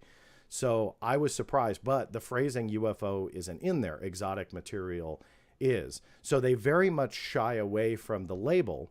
So when I asked them specifically, like, guys, you gotta comment on the UFO part, because that's what all of this is about. Like, there's really no way to shy away from it. Whether you believe that the actual cases are truly UFOs, that's a different conversation. But the context in the agreement that the U.S. Army heard about, saw this material, saw preliminary results, you can't shy away that 100% across the board it was dealing with UFOs and UAP. And that's what they sold to their investors, right? And I bought in, believing that. Yeah, and that's right. So TTSA told everybody that, and to be honest with you, I'm not going against it. That's true. That is the story. Now, whether, again, we can debate the stories, but that is the context that the U.S. Army went into this agreement. I thought that they would come back and go, the UFO stuff is bunk, but we're interested to see if they have other types of properties, and that wasn't the case. Essentially, and I'm paraphrasing, they were aware of the origin. But the bottom line was they were interested in the properties and results. So they never once shied away from the UFO topic. And then going back to my headline, that's why I felt that was accurate, because that is the context on how everybody is dealing with it. Alex Melius is yelling for $2. What is this, the John Greenewald show? I was going to make a joke when I got on. I'm like, nah, it's too soon. I am curious. I'm sorry. Real quick. What do you got? A technical thing. Your vocal sounds great, but we've got a lot of people who are here to see you, John, and they want you to turn your audio up if you don't mind. Yeah, of course. They did say that. Telling me. I'm happy to do that. Yeah. There you go. How's that? No, that's way much better. Yes. Yeah. Perfect. Perfect. Right. There are those dulcet tones. Yeah, that sounds good. So I hope that answers that $5 super chat question. John, can you turn your volume up? The answer is yes. I hope that worked, and I'm really sorry about that. Yes, there is another super chat we got to get back to, but I will get back to that, but because it is a different topic, and I want to get there. But you had a question for John Lou? Yes. You said when we started this that the Army had no issues putting a label on it of off-world materials, I believe is what you said? No, that they have an issue putting a label on anything. That they have an issue putting a label. Got it. So let me ask you this, because my understanding was that To the Stars was giving the material to the Army, and the Army was providing people. The Army was providing instruments to look at this stuff and facilities. They basically were like, yeah, go for it. And then my understanding was that whatever TTSA found from that research had to be given to the Army first. Or am I wrong on that? Well, that gets into the nitty-gritty details. As far as I know, yes, the Army has first pass on it. I did get part of the statement that treaded into the classified potential of the result. Now, of course, they won't elaborate on that, but I could put two and two together that essentially what that means is, let's say TTSA acquired what they believe to be a piece of a UFO, but in reality, it was the piece of a, highly classified drone or a B-2 stealth bomber. And all of a sudden you can essentially reverse engineer the makeup of the material. That in itself would be classified, and then they could come in and go, okay, look, you guys can't release the results to the world because that's still a classified piece of technology. So I think that they do have a pass, and you know what? I support that. I mean, it sounds scary, but it is what it is. I mean, when you get into the UFO topic and then pieces of UFO and debris and artifacts and this and that, look, I think that there's a much bigger story than military tech, but military tech is part of the story, whether you like it or not. Right. And so if they stumbled on something like that, Army has a pass on at least saying, you know, we can't let this out in the open. Do you think we would have known? They eliminate it? Sorry, go ahead. I was just going to say, I'd rather they'd eliminate that as a possibility too. Yeah, and that's what I mean is they can't shy away from the results. So if the science is there that rules out U.S. tech and supports off-world, I'll be really curious to see how that's going to be handled. Right. A question regarding that: did you? Wouldn't they have said? If this was classified material that TTSA handed over to the Army, can't the Army just say, okay, you're not getting this back, or is there a contract or agreement in place prior to that? Yeah, that I would have to resort to maybe an attorney on the fine details of the agreement. Right. In my opinion, yes, and this is just an opinion, I'm not an attorney. But from what I saw in the CRADA, yes, I believe that if it does tread into a classified piece of something, that they do and could have a right to confiscate it. Mm-hmm. However, I would resort to an attorney to answer that one. Of course. That's fascinating. All right, so we did have another super chat. I don't want to get off this topic because I think it's important. Did you write the super chat question down? I did. Okay. I wrote it down. Well, just to acknowledge. I mean, it was a $20 question. Yeah. Who's it from? John Brusso. We'll get back to that at the end. It has to do with Skinwalker, but yeah, we just don't want to leave it. Know if you've ever FOIA'd anything from about Skinwalker, basically. When it comes to FOIA, I do have one open request. It's not promising, so there's really nothing to report other than that I have something. I will say, though, that the Defense Intelligence Agency through the Public Affairs Office back in 2018, when I was really pushing them for answers, this was before the DOD kind of took over in the Pentagon, speaking for all things OSAP and ATIP. I pushed them on the ranch and wanted to see, hey, is there something that you guys can share about OSAP being on Skinwalker Ranch? They said they had no idea where that came from and essentially had nothing to offer because they felt that a ranch had nothing to do with OSAP. So they denied it. So the FOIAs, will it produce anything? Maybe, and I'll always push. But when it comes to, and I assume that this is the root of the question about OSAP operating on Skinwalker Ranch, the biggest problem that nobody's ever been able to address for me is the DIA is a military intelligence branch. And even if you extend a contract to a government contractor to do operations on U.S. soil, essentially looking into what people have claimed, paranormal, poltergeists, UFOs, whatever, it wouldn't be done by a military branch, even a government contractor. If this was rumored to be done by the FBI, I could get on board with that and push hard with it because the legality is there. But with the DIA, I don't see it. So I've always had an issue with Skinwalker being involved in a government contract. Sanctioned to be in a government contract. Right. Tony AM says with a $2 super chat, I hope you guys saw Robert Salas post on FB. Nice. I haven't seen it, though. We'll check He was very complimentary to you guys. Oh, he was? I did see it. It's on Facebook as well. So to his credit. Yeah, there you go. Yeah, he's not mad at us. He was kind of mad at me at the end of that conversation, so I'm glad to see he's not mad at me anymore. In fairness, he said he just wanted to cool down, so that I can, He did. Being an Italian, I can understand that. As well as can I, sir. Yeah. I knew you'd appreciate that part. Okay, so I'm curious. Here, I got what he said right here if you want to hear it. Sorry, I was on mute. No, good. Congratulations and kudos to Lou Angelis and his team for the 3-day production of # The Big Phone Home 2. He brought together a large and diverse group of our community for the purpose of unity and focus on open hearings. Aw, what a guy. So, yeah, that was really sweet. 41 retweets. That's awesome. And he's got a picture with Lou, just sort of like, wow. I don't hate him.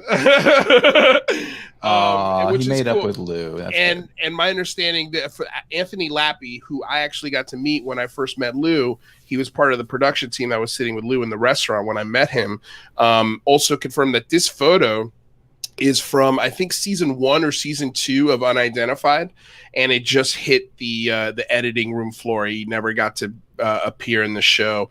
I think that's partly, and I'm sure John can attest to this. You know, a lot of the faces on that show were brand new, and I think they were making room sort of for some of the new voices. And I think Robert's story probably just, they didn't have enough time to get it in there, and that sucks. Because I think his story is one of the best ones out there, and as we all know, he thinks it's one of the best ones out there, and I can't argue that. I mean, he makes a wonderful point, but I mean, what are your thoughts, John? Just about the production part, I was going to throw in the expression and phrasing we used more times than I want to count was cutting off your baby's left arm. And when we would get notes from executives, you know, in a 1 hour, and this is the clock years ago, I know it's changed since then, but when I was, you know, producing for History and Discovery, the clock was about 46 minutes and 10 seconds and in a 1 hour show. So with the commercial breaks and everything, you had 46:10 of content, and you had specific rules that you had to fit in. And a lot of times you would have to cut out, you know, segments and people, and being on the brunt end of, let's say, somebody who allocated a half a day to shoot with you, hours of their time. They're brilliant, they're experts.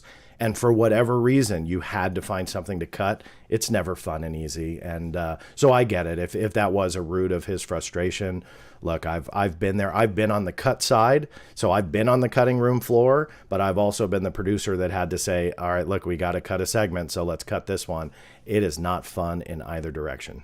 Yeah, especially when you're trying to the overall trajectory of the storyline as well. It's got to be brutal. Yeah, it's brutal. It really is. And that was before I was a dad. Like, now I cringe when I say the phrasing, like, "Ooh, God, why would you do that?" But back then, you know, I wasn't a dad, and it really was. These were your babies.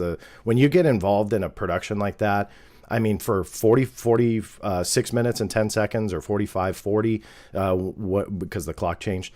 That's not a whole lot of time, and yet you spend 14, 15, 16 weeks of your life, of beyond a full-time gig, working 50 plus hours a week, doing 45 minutes worth of content, you know?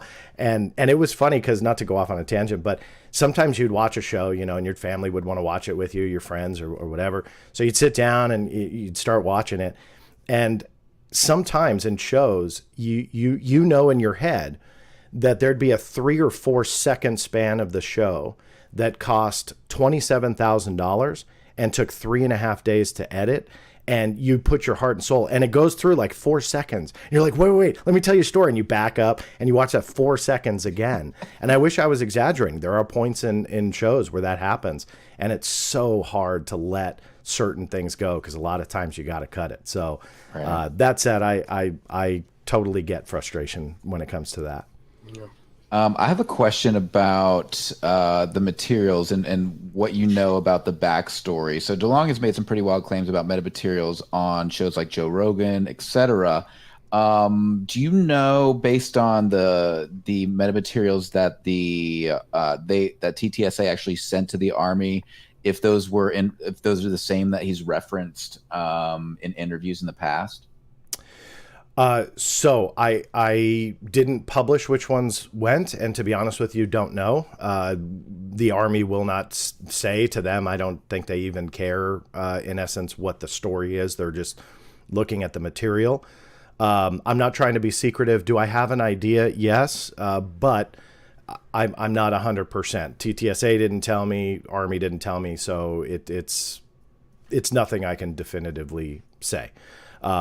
I thought, and I'm under the impression, that they were going to test everything. I mean, everything that they've collected, which again totals 14-ish pieces from that slide anyway. So I would hope that they would prioritize, but at least be able to test everything. But exactly which ones, I don't know.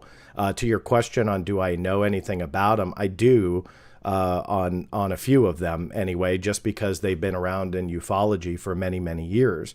One in no particular order is something I've profiled quite a bit, and in fact rather had tweeted about it the other day, because the way I met a man by the name of Bob White, who has since passed away, had this piece of what he called, I won't say, he was silly with what he called it, but it was essentially a piece of a UFO that fell off and passed multiple lie detector tests from the 1980s. Classic UFO story, driving through a desert, sees a bright light, and this thing, essentially is not too far from their car. They get out to look at it.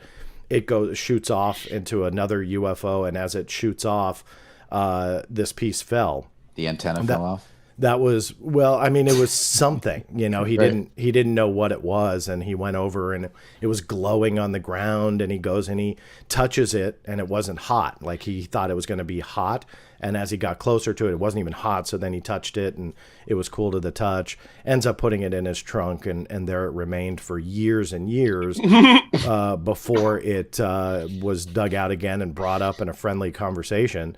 And I profiled it on the History Channel in a show that I did called UFO Hunters, not the series, but it was a documentary. And he was the set off to the show. We recreated the entire incident in CGI recreation.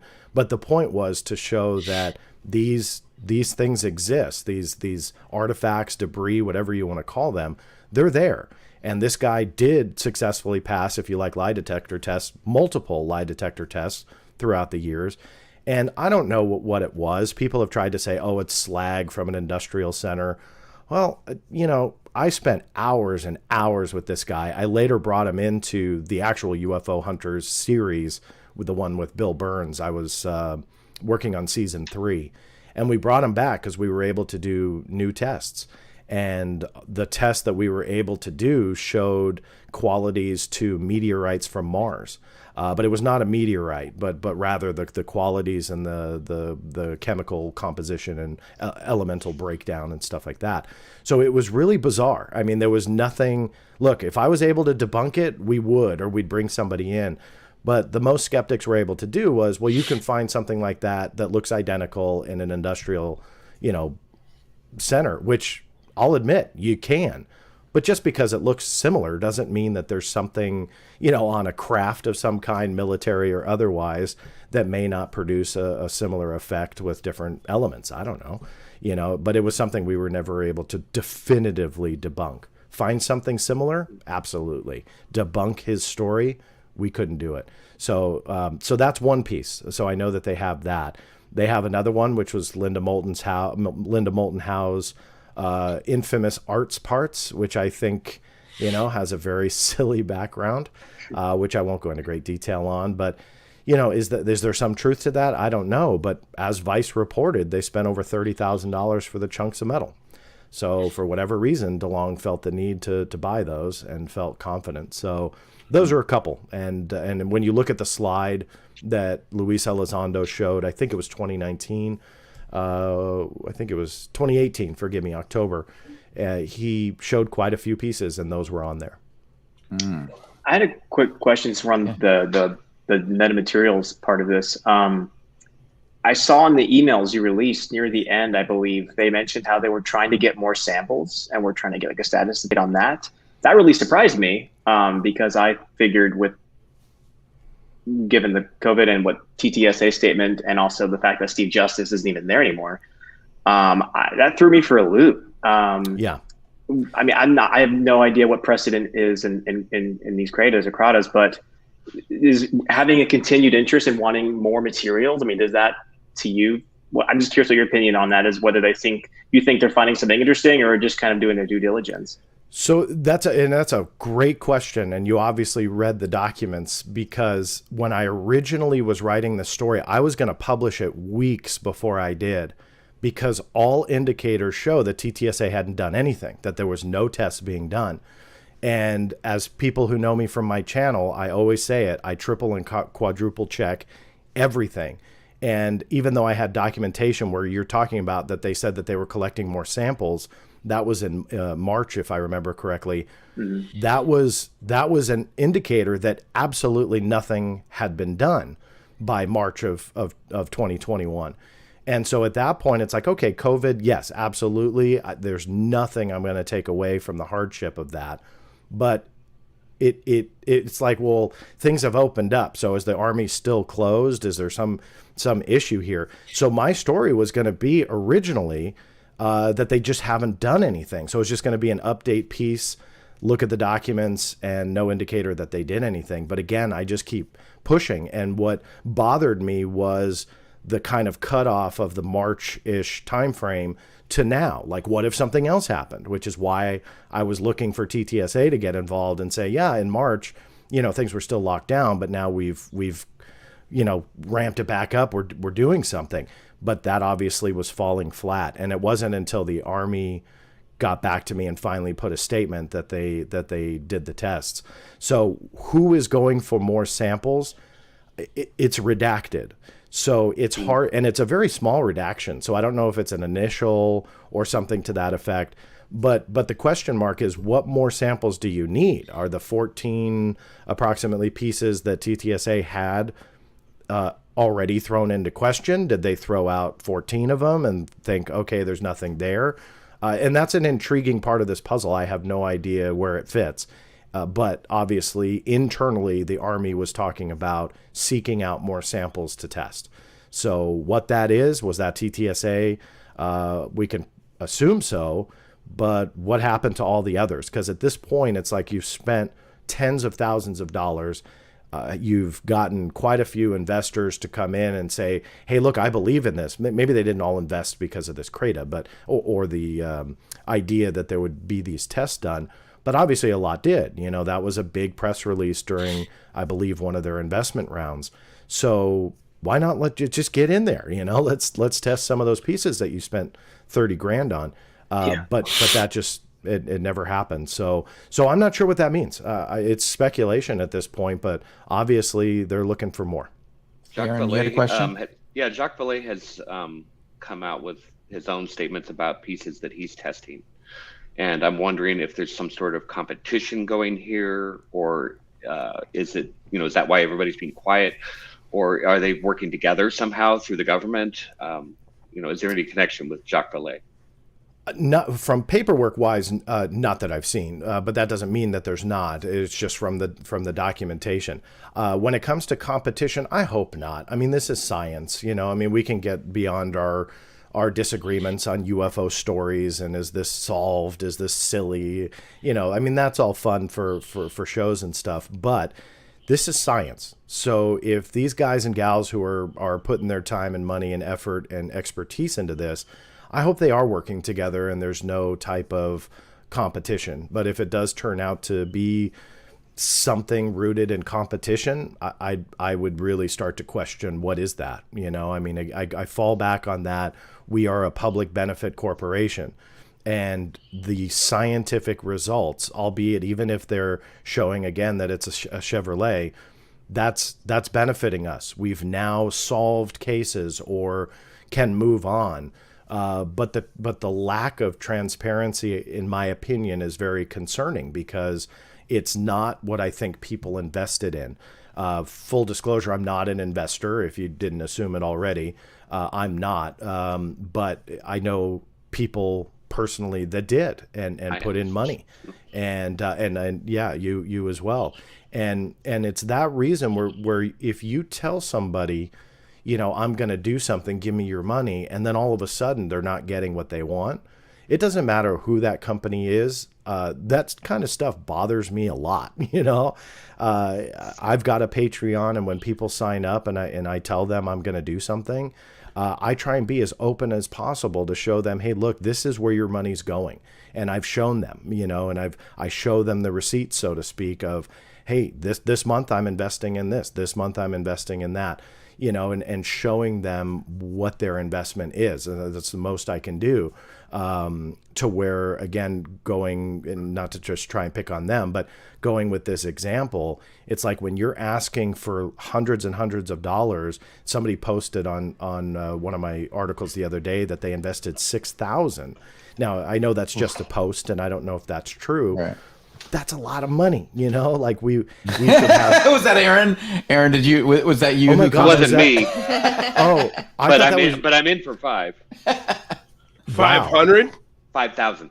Wow. Yeah, that's But Aaron, were you investing in to make money, or were you investing because you wanted to contribute to something that could give you answers? A little of both. Okay. Plus, that's just the way I invest, right? I've got a pool of money, and for each company that I invest in, I do a minimum stake of 5,000 that I start with, and so that was my minimum stake in everything that I invest in. Got it. Wow. I mean, how do you? Can I ask? I'm sorry, John. No, please. How do you feel? Well, there's two questions. One's for John, and then the first one's for Aaron. How do you feel now after, here we are 2021 and sort of the results that TTSA has put on the table? I'm curious to know, like, as an investor, how does that make you feel? And then the second question is there any legal ramifications for this? Like, couldn't investors gather together, have a meeting, and demand that TTSA release this stuff? I'm curious because I don't know really a lot about this kind of stuff. Well, so there's a little of both you can do. So I'm a little disappointed in what we've seen so far. Yeah. Granted, COVID has thrown everybody off the track, but to be fair, TTSA has been around since what, 2017? 2017, right? Yeah. And I know, like I said, that they're working on the movie. They played that up very big in their investors meeting, from what I understand. I missed that because I was on the road at the time. And so, yeah, I'm disappointed. I'm hopeful that there's still stuff to come out, either through this movie or through some tie-in to the movie or something. I don't know. You should at least get a ticket to the premiere with that kind of investment. Jesus. Yeah. Now, from a business perspective, 2017 to 2021 is like, that's nothing. When you think about what it takes to build a business and to create, results out of a business, that's a blink of an eye. That's fair, but then again, the expectations that were set by that business were so high. They were so high. It's like, hey, and I think that's what got them, an Aaron Disario to be like, well, because I know if I had the money, if I had the means to start with investments with $5,000, which is a lot, it's a lot of money. I know I'd be a little upset. I mean, maybe I wouldn't, because I'm throwing that $5,000, and I know that as an investor, I could lose that. But if I was an investor and I sort of got the promises that were given to me with the results that are on the table, book, movie, whatever, I'd be like, yeah, I kind of was expecting more than this, and you guys are under-delivering on it. Right. But if anyone has a reason to be upset, it would be Aaron. Well, in terms of holding them to account, I don't think that's realistic. It depends on how many shares they've allocated to the public shareholders versus the class of the stock and how many shares they have. I doubt that they've given their shareholders majority control of the company. Yeah. So even if we all banded together, it's probably unlikely that we could do much beyond force a vote of something up or down. And, it would be a non-binding vote at that point, most likely. So it's possible, it could be done, but I think it's better to just kind of wait and see what they come up with. They keep promising that they're not done and that there's stuff to come. So until we hear otherwise, we're just in a holding pattern. John, keeping an eye on TTSA, are you seeing anything? Are you seeing any movement over there? I mean, obviously, basically whenever you reach out to them, they just tell you to go use Google, but like that was frustrating. I won't lie. That was frustrating, because despite whatever they think about me personally and don't like me, which is fine. Why would they not like you? Like, why would they not like you? Critical. I'm not gonna shy from the fact that I'm critical. What were your criticisms on it? So my criticisms from the beginning, it was there's no hiding from the fact that I was critical of the claims that they were trying to make about the videos. I knew just which claims about the videos. So their whole angle was that the FLIR, the gimbal, and then later the Go Fast, which they released March of that next year, so 2018, were all officially declassified by the government, reviewed, released, and this and that. All of that was fabricated. There's no way around it. It was just false. And so I had latched onto that, because then I started digging into the documentation. Then the documentation also bore that out, that those were leaks, which is fine. It doesn't take away from the videos. But my concern is, let's say, Michael, you and I meet each other for the first time in a coffee shop, and you lead off and you tell me, my name is Jim, and I work in this, big corporation, and I know for a fact that you don't work there. I'm going to start questioning what you tell me thereafter, because I know for a fact you're lying, and you have a name tag that says your name is Michael, but you just told me you're Jim, and it's like, well, wait a minute, I can deduce by the evidence that that's not true. So I question that. And so the excitement that I had in October of 2017 through December started waning at the end of 2017 into 2018. And yes, I was critical, because I did write a lot about the videos, which ended up coming true. So I don't feel that it was unfounded criticism. They felt that I was out to get them. I know that for a fact because one of them told me years later, not Luis Elizondo. But they felt that I was trying to derail them. And so I spoke my piece and I said, what the reality was. And I said, look, I'm sorry, but I've always wished the corporation well. Never had I attacked, the corporation or anything like that. I run my own business away from the Black Vault. I respect entrepreneurs and those that want to succeed. That wasn't about that. For me, it was the claims about the government, the military, and then fundraising off of that. And that's where then I became critical. Luis Elizondo's story, I was very critical of that as well, because again, these red flags were coming. So have certain questions that I posed then been answered? Absolutely. Are there still many more pressing questions that linger? Absolutely. And so I think that they didn't want that. They wanted the jump on the bandwagon, or, we're not going to talk to you.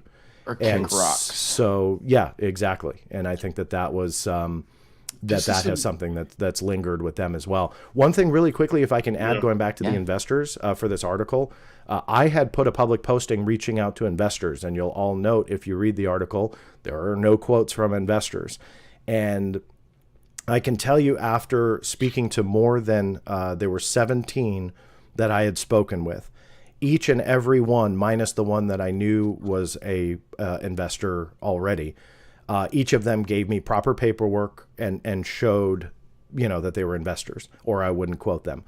And the consensus across the board, for the most part, was more negative. Some were very still positive, but it ranged from kind of positive, but a little bit upset that they weren't more transparent, to, getting into violations with the SEC. And I said, you know what? I said, that's not my intent with this. I just thought I'd get some quotes from some investors. And I realized there's a lot of anger out there. And I hope that on the, let's get away from the UAP test results and stuff like that for a second. And Aaron is a prime example of why I get passionate about this stuff. There are men and women who invested money into that company that aren't getting answers. And after talking with a small handful of them, realized, okay, this is a much bigger issue, and I'm not going to get into that territory, because if I omit the more angry assertions against the company and then only deal with other ones, now I'm skewing the message, and that wasn't right. If I, only focused on, another segment, but not that, that would skew the message. And I thought, okay, just cut it all out. And sadly I did. So, so I wanted to throw that in there so you guys know that I did want to give investors ample opportunity to react and make sure that it was published. And then I also published quotes in full. So let's say if I talked to Aaron, which I did not, I didn't know, but let's say he gave me 20 lines. Didn't know you were looking. No, that's okay. I only posted it once, and it was, and then I got so many people. It was like, okay, that was good enough. And then I realized, okay, as I was digging, there was a lot more frustration than I. Yeah, on a scale of from dissatisfied, very dissatisfied to very satisfied, I put myself in the slightly dissatisfied category right now. So you're like a 4. You're like a 4. Yeah, well, yeah. If 1 is great service and 5 is terrible service, it's a 4. They're edging on the terrible side, or headed the wrong way. This was a cool question from Red Panda Koala, and is asked, does John give TTSA any credit? Yeah. I like how you added have, the tone in there. That was very good. Yeah, well, I wasn't sure what tone they were going for, so I figured I'd throw my own tone on there. And also, there's a guy in here by the name of Bob Marley. Have you heard of this guy, John? Because he's asking some crazy questions about Nazis in Antarctica. He wants you to comment on both. I guess the easiest softball question in the world, John. What do you think about Nazis? What am I supposed to do with that, Bob Marley? What do you think he's going to be like? Yeah, I'd have a cup of coffee with a Nazi. Like, what do you think he's going to say? By the way, I'm not upset with losing my money. I went into this knowing that I could lose all of this money. I'm not upset in the slightest. I don't take any of my investments personally. Well, that's good for you. I don't know. I would be pissed. But then again, I don't invest in companies with $5,000 at a time. I invested $5,000 in Shopify and ended up with 80,000 or something. So yeah, there you go. Right company. Every now and then you get a hit. Yeah, yeah, he'll be fine. Aaron will be fine. Don't worry. Yeah, don't worry. But yeah, go ahead, John. Nazis, Antarctica, and what in TTSA? What do you give them credit for? And I've been very outspoken about this on my show and social media. What I give them credit for is bringing attention to the topic. Despite, again, the disagreements, the debates, the nitty-gritty details, the documentation for this. We're talking about TTSA, not Nazis. Not right? Nazis, right? Just wanted to clarify. Yes, TTSA. I generally don't take stances, but Nazis, I'm not really a fan, so I'll take a stance there. Oh, my God. But no, I've always been... again, very open with that aspect of it, that no matter what we all think or debate or whose team or whatever people call, you're either with us or against us, and that mentality, it doesn't matter. They brought attention to this topic, which absolutely has snowballed to where we are today. So do the end justify the means, which I have had that thrown at me quite a few times. In my opinion, I don't go down that route. I don't say yes, that if we build a foundation on, potentially fabricated stories, that the ends justify the means. I don't say that. I've never supported that. But am I appreciative of where we are? Absolutely, because there are so many things that have happened over the last few years, and it roots with TTSA and the attention that they brought. And really quickly, case in point, are documents that I got released from the DOD literally a couple of hours ago. And they are the internal, what they call briefing cards on UAPs. Now, if that sounds familiar to everyone, I published one a couple weeks ago, which is what tipped me off that they existed, or at least one. So on a whim, if there's one, there's generally more. So I filed a new case for all of them and got all of them today. So it literally is hours old. I put them onto the internet, 2 hours ago, whatever it was, and there they are. But when you read through the statements, you can see that it roots to TTSA. And in 2018, I think it was the earliest one. But 2019, you see these kind of chronological points in time. They even talk about the History Channel show Unidentified. What was very cool, just to geek out on for me, was there was one in September when I got the Navy to go on the record about the FLIR, the gimbal, and Go Fast. So despite the evidence issue that I was having, that was a huge story that ended up going viral. It was the first time that they had ever commented on the designation, what they considered them, which was UFOs. And when I published that, like I said, it was picked up everywhere. Days later, they created this internal DOD briefing card just on that. So it was kind of cool to be like the one that caused them to go, well, crap, we need to make sure that we can head off all of these, press inquiries, because they were getting slammed with it. So it was around 9/11, I think, of 2019, I think, is that when that was published. And COVID screwed up everything in my brain. The COVID era, I should say, not COVID itself. So it may be 2018 or 2019, but regardless, it was around September 11th. And it was, again, days later where the DOD really was getting slaughtered with questions all over the world. And so they created that briefing card to essentially help them answer those inquiries, but also at the press podium. Wow. Well, Sneaky Toaster, well, real quick, what about UFOs in Antarctica, John? What about them? What about them, Bob? I mean, have you found it? I guess a more poignant. Straight up. Yeah, just straight up. Go ahead. This is what I'll say about that question. That's a way to ask about Nazis without asking about Nazis, because I know exactly where he's going with that. Yeah. UFOs in Antarctica, I know the stories. It ties into a naval exercise that they did down there, that they were, essentially taking all their equipment to fight UFOs. That there's all sorts of different rumors about that. This is actually a very quick, cool story, document from the United States Army that they were told a couple years after Hitler allegedly committed suicide that he was alive and well, living in a specially designed U-boat off the coast of Antarctica. There's all sorts of crazy rumors about that. But again, it's very hard to prove other than I went for the documents about that naval exercise and received them all. I have a big page on it. I'm trying to blank on the project name.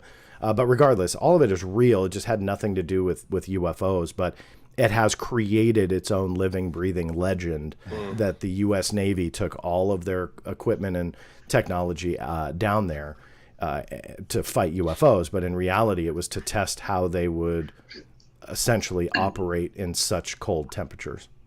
And yes, it was Operation High Jump. That's what it was. Thank you. Well, I wonder why. I mean, program names up here.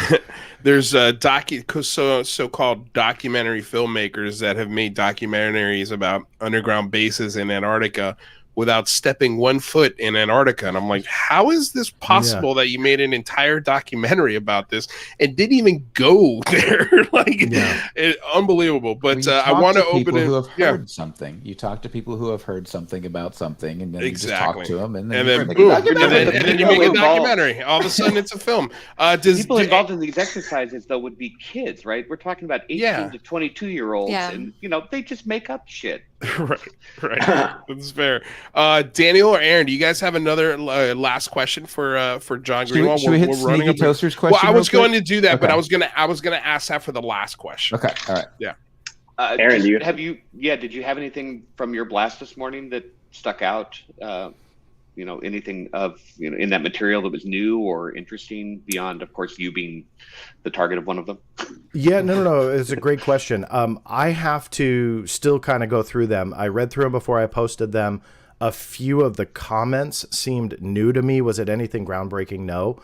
But that's definitely a work in progress. So if you ever see me post on social media with Flash, what I do is I like to share information. I try and be as transparent as possible. So instead of holding on to that for like a week and then building up a story, a week or two from now, I'll just blast that out there and go, look, this is awesome. And then kind of digest it myself and then write a more in-depth article and then do a video. So not trying to cop out on answering your question, but it's just at this point, it didn't look like anything drastically revelatory, but I will say that it seemed like on the surface there was definitely new points of interest. To me, I think they went into a little bit more detail on the investigation they did when the FLIR video first leaked out back in 2007 and appeared on the internet. So there were some bites in there that I saw. What would interest me in those documents would be questions that weren't asked, right? Like, were there any questions that the media didn't get to but they were answered on the card? Yeah, no, and that's a brilliant way to think about it. And that's exactly why those briefing cards are so valuable, is that you go and you see that they prep for everything, and then they sit back and let the media ask the questions. Well, the media is largely, kind of inept when it comes to this topic, not across the board, but for the most part. So they'll ask those surface questions and then that's it. But they're much more prepared than that. And then that's what these briefing cards indicate. Ooh, well, you said you really haven't gone. I haven't had a chance to read it. I've been at doctor's appointments all morning this morning, but man, I'm kind of curious. Like, what would be the deepest, cutting to the bone question that they were prepared for? Well, I think what caused the most stir, and I can see this both ways. This actually was a question that came from the one card that I published a couple weeks ago, which was, and I'm paraphrasing, did you find extraterrestrial, like, does any of this indicate extraterrestrial technology? And they never denied it. They said it's still ongoing, so we don't comment on ongoing intelligence matters. Now, do I find that interesting? Absolutely. Did the internet find it more interesting than I did? Absolutely. But I can see it both ways, you know, because I can see, oh, wow, that's really fascinating. They didn't say, no, there's no indicator that this is extraterrestrials, because they did in Project Blue Book.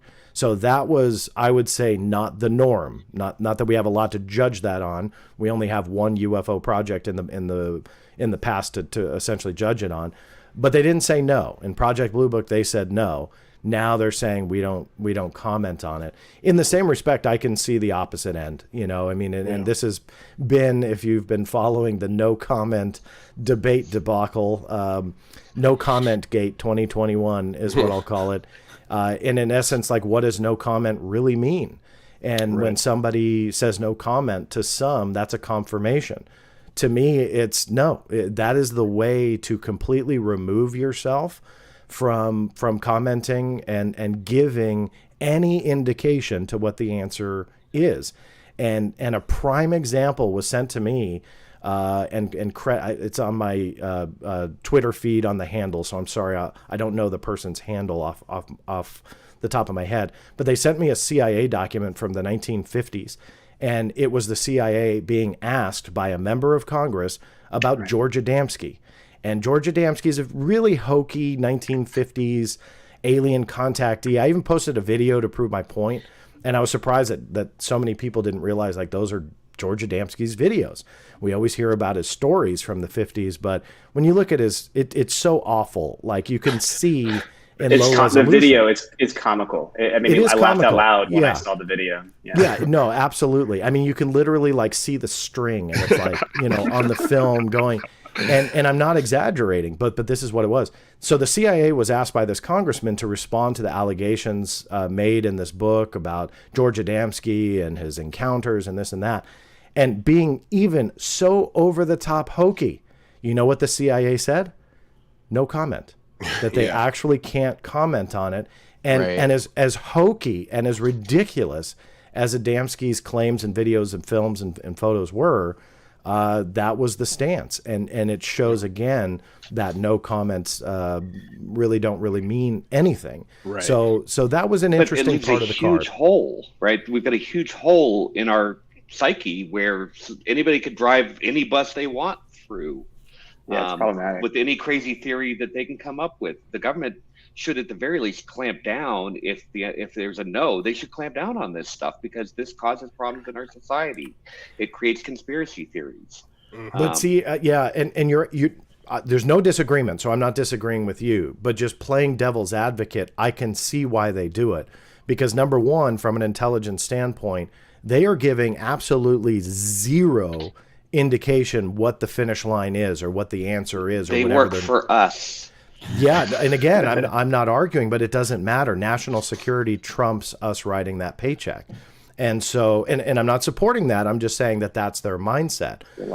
So for them to just say, hey, no comment on anything, then you're right. The human psyche then fills in the gaps and creates these conspiracy theories.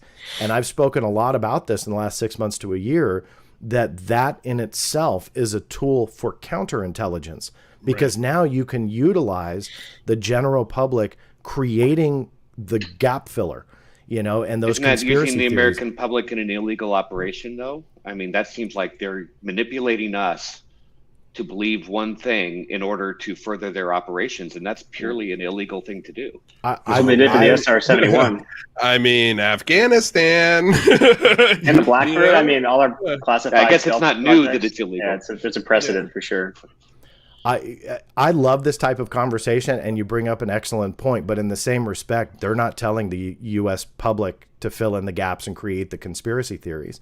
So in essence, they can exactly right. And that's why the UFO zoning in on the UAP topic that and let me just say for the audience members that don't know me or my background, I believe there's much more to this than military tech and the government being able to answer this. I believe it's a real phenomena that we should look into. But in the same respect, I believe that the counterintelligence value to all of this is that they can sit back, say nothing, or dangle a carrot or two along the way, and the internet and the general public will do the rest. The mainstream media is right there with them, creating narratives that aren't true. So is that an illegal operation against the United States people? No, they didn't do anything. They just told you enough for the general people to do the rest. Now, is that in itself illegal? Well, they didn't make anybody do anything, but the general public did it on their own. And that's where I think that a lot of this debate is fascinating to me, because you do have that aspect that others don't want to look at. And I'm not saying that to you, but just like when you see social media comments and all that stuff, people don't want to acknowledge that the government will mislead you, or people will mislead you. They want to believe what they want to believe. And so they themselves will start filling in the gaps, putting mud in the water, and you have these fantasies that circulate that has created such a mess when it comes to figuring out the truth behind UFOs and UAPs. There's enough evidence, real evidence, confirmed evidence, that can keep us all busy for quite some time. But instead, people want more than that. And that mud to the counterintelligence world, to the IC, to the intelligence community itself, is gold. Because now there's so much out there that they don't have to do anything. They can cover up their black budget programs. They can cover up their highly advanced pieces of tech, their surveillance capabilities.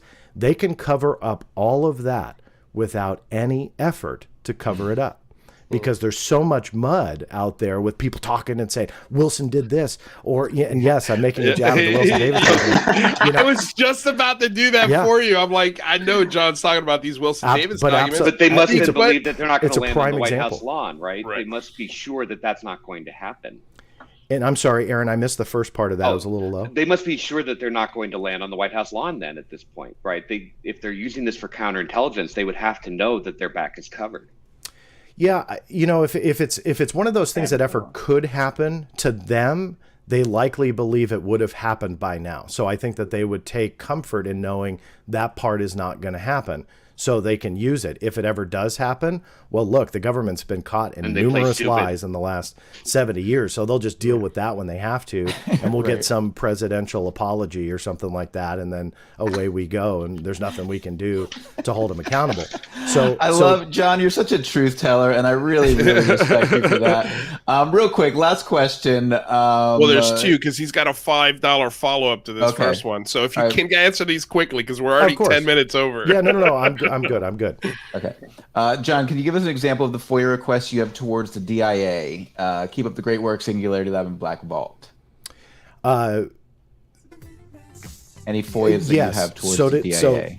So to keep it, topic-wise, I mean, I do FOIA requests on all sorts of stuff. UFOs is obviously what I'm well known for, and is the most popular. I've got requests on pretty much everything, but to keep it to the topic with the DIA specifically, the biggest ones that I'm going for obviously are digging into OSAP, the 2008 to 2010 timeframe, trying to figure out what is it that they really wanted.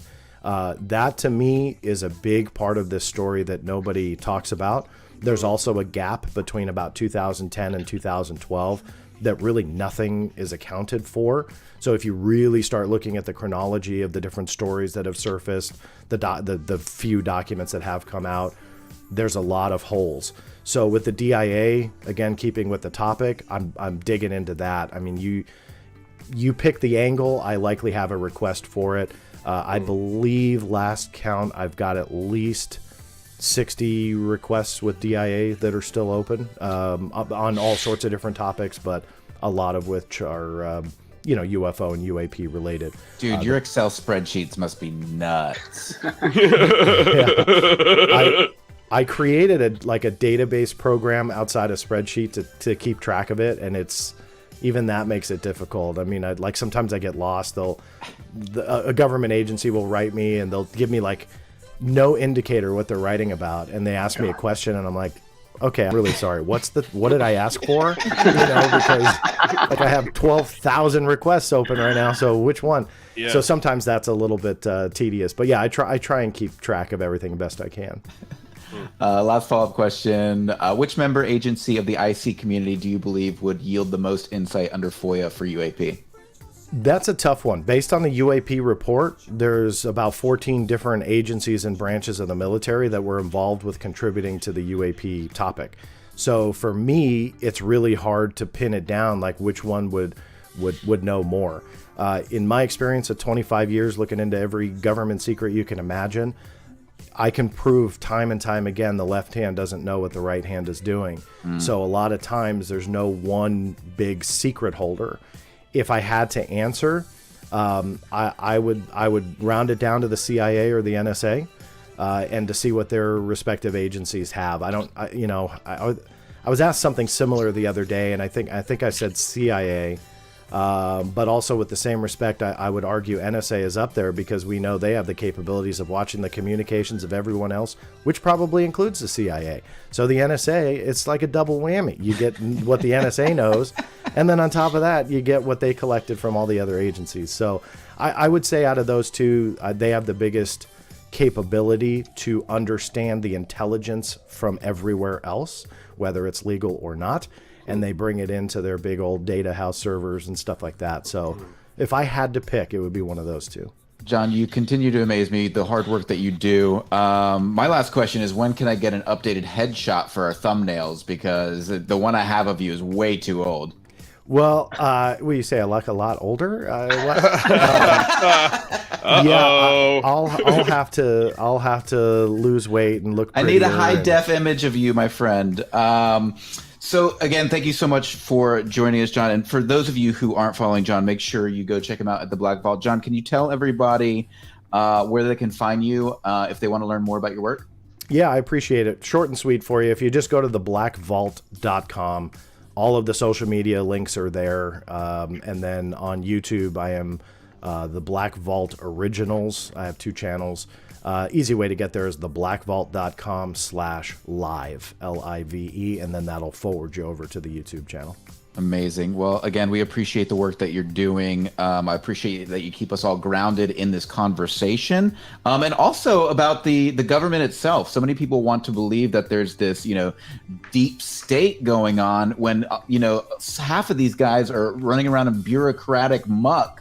Nobody's communicating with anybody. So I'm sure there are plenty of conspiracies within the government, but to think it's one united front is it's fantasy. Yeah. You want to know how we know that's fact? Sorry to cut you off, John. Just COVID. They can't get the message unified on that. How they are going to get it unified on UAP and UFOs? Forget about it, dude. Forget about it. Yeah. I on Michael's point, in closing, I think a lot of people want to believe that the government is all-knowing and they understand all of this and they're holding the truth. And I still believe and actually lean towards this, that they are just as clueless as us. And that therein lies the national security risk. It lies the reason to hold this all from us because they don't know. And that leads into one of my favorite things to talk about, which is a true superior extraterrestrial intelligence and whether or not they would care to come here in the first place. And that is a topic I will bore you to death with hours, but it really leads into an interesting question. Because I do believe there's a huge possibility that this is connected to extraterrestrials, but the question is why? Why would they be here? And I think that the government, we have to understand that they may be as clueless as us. All right. Well, I want to have you back for we that got a couple people we could conversation. put you with that know the answer to that why. Bob Marley. Yeah, maybe Marley. Bob Marley. Yeah. You're not going to say the Nazis, are you? Because then that'll just derail. the Nazis definitely know when they're base on the moon. Duh. Yes. I'm sure the intelligence agencies have looked into the why question as well, right? They would certainly think about that. Yeah, you would think so. There were some training exercises about decoding alien messages within the NSA. They were training code breakers, and they used the extraterrestrial messaging as what they say was a training. So a little bit less away from the intent of being here, but more so leaning into communication and leaning into some other stuff. And I know you guys blew back your time, but a very quick closing. My 50th John, if you closing. want to keep us here for another hour, go for it. Go for it. My wife was actually able to get off early from the hospital today, so she's picking up my son, so that's why I don't have to run out of here. But, Sweet. but really quick, I did a show for Discovery, and it was all about alien communication. So away from UFOs, more about alien communication, communicating with a superior being. And in short, when you create these shows, you got to go out and understand what in the heck you're talking about. And then you go out to your experts and you film it and you come back and edit it. Well, during the phase of researching, what I realized was there's absolutely really no one entity at all on the planet that will lead that communication, number one. But number two, there was no universal way to communicate where everybody thought, hey, look, if they show up, this is what we're going to do. It made me realize that there is such a clueless aspect to that step of, let's say they show up on the White House lawn. I think it was Aaron that used that expression, or they want to communicate with us. The question mark was how and who was gonna do it. And when I did this show, it was like, who do you go towards? Now, of course, the general public says, well, maybe SETI would do it, but why does SETI get to speak for humanity? Just because they've done it for a little bit? Well, I disagree. So it really wound up into this amazing revelation that the people of Earth, if that were to ever happen, arguably if it hasn't happened yet, and aliens showed up and wanted to communicate with us, no one knew what the hell to do. And that across the board, it was like guesses here and there, but there was no universal effort. And it was fascinating for me to see that. Wow. That's great. John, you're the man. Yeah. You're the man, dude. Just love talking to you, dude. No, but I do it. want to have you back for that full 2 hours conversation as why they'd come, why they'd be here. Because that is a fascinating conversation, and I will bring a cocktail to that event. Yeah. John Greenewald, thank you so much for joining us today. It's truly a pleasure, and we'll talk to you very soon, sir. Anytime. Thanks again. Thanks, John. He said anytime. You guys heard that, right? Yeah, well, obviously, he's here every week. On the record. I didn't realize this was the John Greenewald show. Yeah. Bravo, Aaron. Bravo. You hear that, John? You're basically here every week. So, anytime is really just every week. No, I love it. I'll be joining every show from now on out. Even if you guys don't want me there, I'm in it. He's a co-host. Right. John Greenewald, new co-host of the Singularity Lab and the Unidentified Celebrity Review, Monday, Wednesday, Friday. Check out our links below. Patreon. Buy our merch. Anyway, John, get out of here, man. And make sure, if you love the work that John is doing, he's got a Patreon as well. I just shared it on Twitter, actually. So make sure you go support him over there. I appreciate that. Yep. Thank you, brother. Thank you, guys. And gal. And I appreciate the time. Yeah, and you guys have have a great day. Thanks, brother. John. Bye-bye. Ladies and gentlemen, if you want to follow, he's so amazing. If you want to follow the D-Man, the DM. The D-Man. The DM. What are you saying? Daniel Miller. The DM. I like DM. The DM's not bad. Yeah. Alex Milius says, calling your bluff. He's like, y'all won't go another hour. We won't. Daniel, if folks want to find you, if they want to check you out on social media, how do they do that? Yes, you can find me on Twitter at Psycop1, SICCOP1. DMs are open. Let's hang out. Awesome. Thanks, brother. Thanks, dude. Talk soon. Aaron Disario, another friend of the show. Thank you so much for all you do for us. What a phenomenal work you did over the weekend for the Big Phone Home. Thank you so much for moderating for us. It was huge. If folks want to find you, if they want to learn more about you, how do they do that? You can find me on Twitter at Disario. And if you're interested in helping me work on the transcript, I could really appreciate anybody who's anally retentive when it comes to editing and can help me out, because there's 30 hours of material. I spent about an hour doing a half an hour of material yesterday. Wow. So it's a 2-for-1. It's a 2-for-1 scenario to get through it all. We need help. So if you're out there and you want to see transcripts for the Big Phone Home 2, help out Aaron. Or if you want to commiserate about your TTSA investment, I'm sure he'll do that with you as well. Reach me on Twitter. You can reach me on the Discord that these guys never visit. I'm all over the place. I was in Discord yesterday. Hot Discord. It's a hot Discord. Were you there? I was in there yesterday. I'll say hello today as well. Thank you, Aaron. You're the man. All right, later. Oh man. Y'all are the best. Thank you so much for joining the Singularity Lab. Make sure you click the subscribe button below. If you want to get notified when we go live early, click the bell. All you got to do is click that bell so you'll know, because I don't want to hear it. There it is. I don't want to hear it when y'all say, I didn't know it was happening. Click the bell. Click the bell. Click the bell so you don't miss it. Also, I've been putting warnings on my show. Now that I found that community button, every time we do a show here, I tell everybody, Tuesday and Thursday, we're here.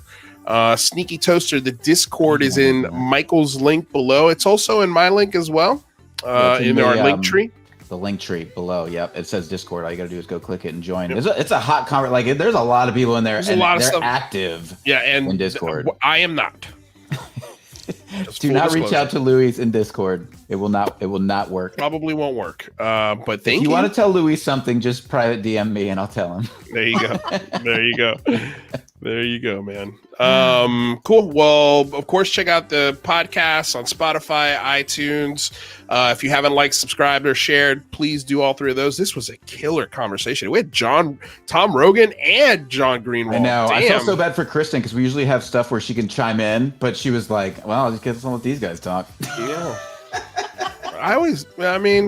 Kristen, this is your show just as much as it is ours. Please. Oh, no, I listen. I learn stuff. No, I know you do. Well, anytime we talk about UAP, Kristen is just like, nope. Nope. That's all you boys. Awesome. Well, it's an absolute pleasure spending the time with you guys. What amazing guests today. Again, if you missed some of this conversation, go to Apple, go to Spotify, download. You can listen to these conversations on the road. You don't have to be here with us live on YouTube. And we'll see you tomorrow on the Unidentified Celebrity Review at the same time, 1 p.m. 1 p.m. tomorrow. Oh, PST. yes, 1 p.m. PST, 1 o'clock. Yeah. 4 p.m. EST. There you go. All right, you guys. I still have no idea who tomorrow's guest is, so surprise. We'll see you. Do you want to know about the future? I do, and I know you do too. That's why we do what we do, right here at the Singularity Lab, just for you. Do you want to know about stories about breaking technology? Science? Look right here, I'm looking at my sheet. Marty did it, why can't you? Remember, this is a public access channel. We rely on your donations, so just hit the Patreon.